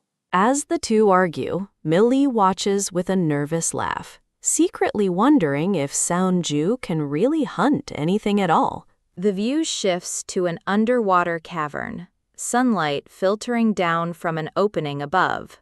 Torch and Millie watch from a high balcony as Seonju rows the small boat out into the vast, dark waters alone. Millie expresses her concern for the high priest, but Torche tells her she is worrying for nothing. He horrifies Millie by claiming Seonju is the type to beat a shark to death and eat it raw while it's still twitching. Alone in his boat, Seonju ponders that the three most important parts of hunting are observation. He scans the deep blue water, thinking about the prey's location and possible escape routes. In a flashback, Torch lectures that a hunter must maintain focus for hours on end to avoid a surprise attack. Seonju recalls that he has indeed gone through that exact training with his winged form. A brief, passing memory flashes of something shattering into pieces. The memory becomes clear. It was a rock hitting him squarely in the face during his training. Back in the present, Seonju shrugs, admitting he didn't train for long and isn't expecting much. On the balcony, Torshai asks how much the boat costs, and Millie replies that it's likely pricey. Torch tells her to forget it, grimly stating that the boat is going to be wrecked soon anyway. Just then, the water around Sanju's boat begins to churn violently. Senju snaps his head around, his eyes wide with alarm as he senses the sudden danger. Smash! A massive creature erupts from below, shattering the boat and sending a winged Seonju flying into the air. The colossal, bloody-mouthed river-at shark of the Coalsticks Canal lunges from the depths. Floating in the air on his divine wings, Seonju grins maniacally, remarking on how savage the shark looks and asking if he's really expected to take it down. As the blue spirit notes his divine power is showing, Seonju smugly asks if it would make the spirit happy to hear his training paid off, adding that he has high standards. He grips his handmade quiver, wondering if these flimsy spears are truly his only offensive option. Deciding to even the odds, he declares it's time to loosen his training cuff as well. Plunk! The heavy cuff falls from his wrist and splashes into the dark water. A system notification appears, announcing that his strength training results have been detected. More windows pop up, informing him that his strength stat has increased significantly, allowing for more powerful movement. Another alert states that his agility stat has also slightly increased, sharpening his movements. His status screen flashes, showing Gyum Sunju is now level 52, with both strength and agility at 49. A thrill runs through Senju as he clenches his fist, a confident, eager grin spreading across his face. Looking at his status window, Seonju is shocked that his strength rose so drastically the moment he removed the shackles, admitting his master's brute force training actually worked. He then notices his divine power stat, marveling that it kept increasing on its own even though he did nothing. Seonju realizes he feels compelled not to kill the shark, but to save it instead. As Seonju flies away, the blue spirit asks where he's going. He grins, declaring he's off to finish his first hunter mission. Back on the balcony, Torshe asks Millie why she looks so surprised. Millie stammers that Seonju has wings, which she's never seen on a human before. Torsh quietly admits that he's never seen it either. Narration explains that many races from other dimensions have come to Sulaplion. Despite his vast experience, Torsh notes that seeing a winged race resembling angels was a first for him, and he still finds the wings fascinating. Seonju's mysterious wings of light and healing powers are compared to those of a legendary angel. Suddenly, Seonju flies back toward the balcony, yelling for his master. Torch asks if he's giving up on the request, but Seonju says he just needs to confirm something. He asks if the request was specifically to protect the village's heart from the river at Shark. After a moment of thought, Torch confirms that was the exact request.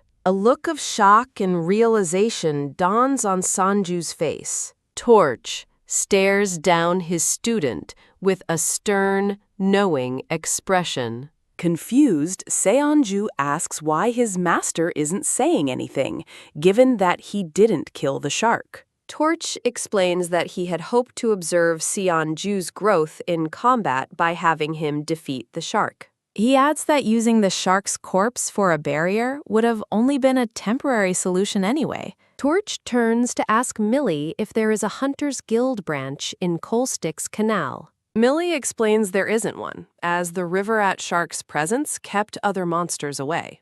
Just as I thought, Sanju mutters, his suspicion confirmed. Torch sternly asks Seonju if he recalls the contents of the Hunter Pledge he signed. A confused, chibi-style Seonju tries to remember the pledge as his status window floats nearby. Torch shouts that he'd better remember or his approval will be revoked, sending Seonju scrambling through his belongings. Triumphant, Seonju holds up a document and exclaims that he's found it. He reads a clause stating ownership of the corpse belongs to Tinkor, realizing it's a transfer of ownership clause. Torch affirms his student's conclusion, adding that this opens up an interesting possibility. A massive, glittering diamond materializes over the water. The shark's enormous body would be incredibly valuable. Even if another guild helped process the remains, their services only cover preservation and sale, not creating barriers. Seonju smirks, realizing once the body is handed over, Tinker can do whatever he wants with it. He deduces that Tinkor used the shark as a free guard, but now that he's lost control, Torch finishes the thought. Tinkor now wants to cash in on the corpse. Psk.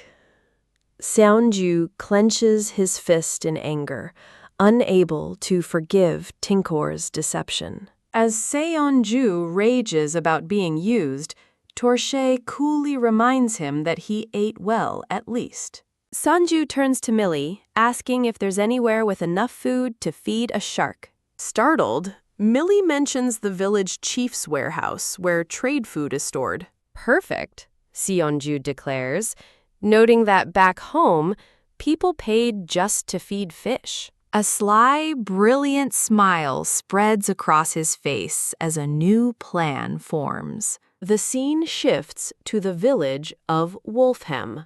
In his office, Tinker calmly sips from his mug while reviewing documents. He muses that while Torch's arrival was a relief, he's uneasy about leaving the shark to his disciple. Still, he thinks as long as the contract is fulfilled, the village will be fine. An aide bursts into the room, shouting that there's trouble. Tinker asks if the river at Shark is acting up again, believing it was being subjugated. The aide stammers that the problem is at the trade warehouse, leaving Tinker utterly baffled. The view returns to the glowing underwater cavern. Sploosh. Seonju and Millie toss food from a huge sack off the bridge as Torch watches. Seonju playfully asks Millie if she wants to feed the shark, but she nervously declines. Holding a fish, Seonju notes the shark eats gently but leaps aggressively when food is tossed. As the great shark swims, Seonju declares that its gentleness is precisely what's scary. Millie clutches a sack, nervously worrying they'll be caught for stealing warehouse food. Seonju promises not to reveal her role, but Millie clarifies that she's worried about him, not herself. Tinker and his aide rush onto the bridge, demanding an explanation from Lord Torch. As the two men approach, Torche looks over his shoulder and mutters, "Speak of the devil." Tinker furiously accuses Torch's disciple of tampering with the village's trade warehouse after they'd already settled the payment. Seonju listens to the accusation with a cold, unimpressed expression. Torch casually tells Tinker to ask his disciple, causing the village chief to growl in frustration. Seonju calmly states that the monster is now under control and is protecting the village. As the shark swims peacefully, Seonju explains that a little food was all it took to stop its rampage. Tinker is outraged, dismissing Seonju's solution as utter nonsense. Seonju challenges him, stating firmly that the shark was simply hungry. That's all. He continues his explanation from the bridge, noting the creature could distinguish between monsters and humans while hunting. Gazing at the barren river, he asks how it could survive without prey, suggesting it had no choice but to attack humans. As Tinker sweats nervously, Seonju accuses him of using the docile shark and now wanting it dead only because he's lost control. He calls out Tinker's greed, noting how convenient the Free Guardian was and how he planned to make a fortune off its corpse. With a wicked grin, Seonju points directly at Tinker and challenges him to speak up if he has anything to say. A flustered Tinker stammers, unable to form a coherent response to the accusation. Torch turns to the cornered village chief, announcing that he also has something to say. With a sharp look, Torch tells Tinker he has one question for him. He looks down on the trio and demands to know what Tinker's exact plan was for the river at Shark's corpse. With a grimace, Tinker admits that they did intend to sell the body. He then declares passionately that it was all for the good of Wolfhem Village and the Coltix Canal. Sanju looks confused, asking if Tinker is talking about killing the shark. Tinker explains his plan was to use the money from the corpse to establish a branch of the Hunters' Union in the canal. He envisioned hiring hunters to regularly stop monsters from entering the area. With papers flying around him, Tinker argues his plan would have made the Coltix Canal completely safe. Torch calmly pokes a hole in the plan, asking what would happen when the money eventually runs out. Over an image of a hunter facing a dragon, he asks what they would do if the hunters demanded outrageous sums of money. Tinker admits he would have to raise taxes or use his own funds to pay them. Sunju sighs, telling the chief he's completely overthinking the situation. Exasperated, Seonju tells him the solution is simple. Just feed the shark. Tinker is appalled, asking if Seonju is seriously suggesting they coexist with the monster. Seonju retorts that they have been living just fine with the shark so far. As the great beast swims below, he adds that you don't just get rid of a local tourism mascot. Millie narrates her introduction, finding her first time watching a hunter's work to be impressive. She notes, however, that in the end, the target was not killed.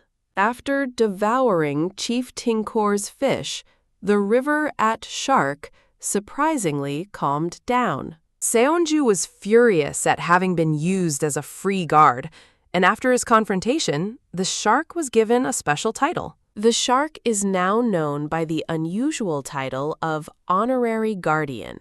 Under a new order from Chief Tinker, anyone passing through the Koltix Canal must now carry food for the shark. A new day dawns over the sunlit cliffs. Seonju and Torsha stand by a horse-drawn carriage, preparing for their journey. Torsh tells his disciple it's time to go home, declaring their long outing is finally over. Before they can leave, however, Torch stops and says he has something to ask. He turns to Senju and asks him a simple question. Why do you want to become a hunter? Thwack! Getting an unsatisfactory look, Torch bonks Seonju on the head and demands a more sincere answer. A flustered Seonju clutches his head, struggling to find the right words. He reflects that until now he was moving without a clear reason, feeling only that he should find the scripture. He admits he never truly thought about why he needed to grow stronger as a hunter. Lost in thought, Seonju questions his own motivation for becoming a hunter. The scene shifts to a remote path east of Mount Duam's Huigogdong Hill. A legend is told of a goblin that appears under the full moon on Moonlight Hill. Though considered mere superstition, the story of Moonlight Hill persists. All that remains of the legend is Idamara Cliff, once known as the end of the world. The scene settles on a tranquil village nestled between the water and towering cliffs. A cloaked youth with black hair and blue eyes arrives, contemplating his demon hunt. A skeptical villager questions if the young man actually believes the local goblin story. The villager laughs, dismissing the tale as a scary story for children. With a serious expression, the black-haired youth simply says, "I know." The villager asks the youth's profession and what he hunts, to which he replies that he is a hunter. His blue eyes blazing with intensity, the young man declares that he hunts demons. The villager laughs heartily, finding the youth's claim amusing. He tells the youth he's too soft-faced to be a real hunter. The villager then asks why a hunter would be looking into old fairy tales. The youth remains silent for a moment before stating he has something he must find. Seeing the youth's desperation, the villager smirks and agrees to tell him the old tale. Clearing his throat, the man begins to recount the exaggerated story. He starts his tale explaining that long ago, the sky itself opened up. A vision of a brilliant, star-filled tear in the daytime sky appears. Back in the carriage, Torcha explains to Seonju how alternative transportation developed where train tracks are scarce. Seonju asks their destination, realizing they aren't heading home, and Torch reveals they're going to the Magic Tower. A surprised Seonju perks up, repeating the name of their destination. Torch confirms, explaining he plans to pick up some magic books and other items he left there. Seonju points out his master's extensive library, but Torch explains those books are too advanced for learning basics. Torch shrewdly notes that whatever Seonju is thinking, he is likely correct. He offers to teach Seonju the basics of magic to avoid embarrassment, but his student looks disgusted and refuses. Seonju reconsiders, asking if it's even possible for him to learn and use magic. Torch explains that anyone can use magic if they learn, surprising Seonju, who asks if swordsmen can as well. Proving his point, Torch lights a small flame on his fingertip, stating that anyone who can control ki or mana can use magic. Seonju realizes this world doesn't operate like a game with class restrictions, earning a confused look from Torch. He asks if he can still use magic, given that his specialty is divine power. Torch advises that learning is valuable regardless, as physical strength isn't always the answer. Seonju listens intently, seriously considering his master's wisdom.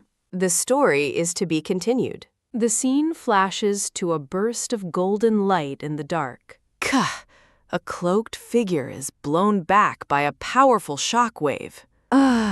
He struggles to right himself as he's hurled through the air. The black-haired youth lands hard near a defeated larger opponent. A dying assassin asks if the youth wants to know who ordered his death. The youth coldly states that he's not interested. The assassin insists he would be shocked if he knew who wanted him dead. Before he can reveal the name, he's violently silenced by a bloody magical attack. The blood-splattered youth stands over the corpse, unimpressed by the defeated assassin. Surveying the field of bodies, he notes that the sniper is still somewhere far off. The night sky hangs peacefully over the rocky, blood-soaked landscape.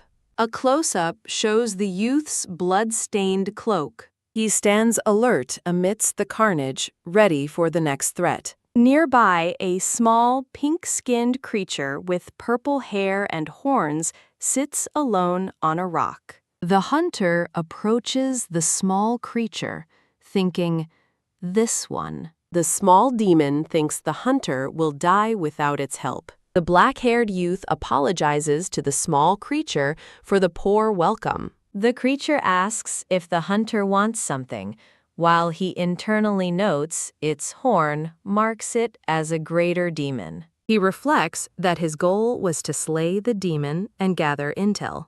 Deciding against it, he walks away, satisfied that the goblin legends were true. The small demon watches him leave, rendered completely speechless. A quiet moment passes in a blur of shimmering light. The youth looks to the sky, thinking he was uncharacteristically merciful. Gazing at the moon, he admits to himself that he feels like a fool. The scene shifts to a carriage journeying toward a magnificent white tower. Servants line the entrance of a grand estate, welcoming Torch and Seonju. An old acquaintance greets Hunter Torch, saying it's been 12 years and that he hasn't aged. Torch, holding Seonju, thanks him and says he's been eating well. The man eagerly invites them inside to catch up after so long. Seonju marvels at the massive mansion, noting his mentor's powerful connections and finding human pride baffling. The man, identified as Man Chili, is introduced as the one who forced Senju on his current path. The scene fades through a textured, dreamlike transition. A symbolic diagram of intersecting lines and points appears briefly. Senju lies sprawled out on a luxurious, sunlit bed. After a tiny meal, he feels as if he hasn't eaten at all. Senju confronts his master, asking why they're in a bedroom instead of looking for spellbooks. Torche reveals their host is hiding a valuable grimoire called The Arrowhead Bound in Reeds. When Sanju asks why he didn't just ask for it, Torch scolds him for his naivety. Sanju scoffs, unimpressed by the book's supposed value. As Torch considers the problem, Sanju sighs in exasperation. Torch acknowledges how much their host treasures the book and asks for ideas on how to get it. Seonju is stunned that his master arrived without a plan, but Torch casually admits he just remembered it. Seonju gives a sarcastic thumbs up, and Torch tells him to be quiet. Torch finally reveals his plan. They will offer to fix something in exchange for the spellbook. Seonju questions if this is really the hunter's way. Torch confirms his philosophy. Nothing in this world is free. A bright new day begins. The gray-haired host smiles brightly but asks if there's truly nothing troubling him. He insists he has no troubles, claiming Hunter Torch shaped him into the perfect man he is today. Torch presses the issue, offering to fix any problems his old friend has. The man maintains his cheerful facade, saying he's perfectly happy, especially now that Torch is visiting. As a CEO, he finds their honest conversation refreshing and offers his friend a drink. Seonju watches with a tired expression, realizing this approach is going nowhere. Night falls over the grand estate. Seonju asks his blue companion where Torch went and is told he's meeting with the Hunter Association. He recalls his master's words about earning things the hunter's way. Seonju reflects that Torch acted like he had a plan, but solved nothing before leaving. Dismissing his thoughts, he decides it's time for a drink and opens the fridge. He pulls out a can with the label Dovenkohl. Studying the can, he confirms the language isn't from Earth. A system window suddenly informs him he has learned the language of the Dakioli tribe. Stunned, Seonju explains that all he did was read the label. He can't believe he learned an entire language so effortlessly. He despairs, thinking of the 20 years he wasted trying to learn English. Recalling his painful studies, he's shocked that the entire difficult process was simply skipped. Seonju wonders if this is a common shortcut for summonids, but his companion insists that he is special. The can's label bears a hopeful inscription. Seonju reflects that his new ability is both amazing and terrifying. Ah, he sighs, drinking alone on the balcony at night. He wistfully wonders if he'll ever live in a house like this. With a pensive look, he gazes into the distance. Suddenly, a voice from above asks what he is doing. The unseen person stammers that they were just getting some air. The speaker is revealed to be Carter Fell's daughter, Bella Mirakopol.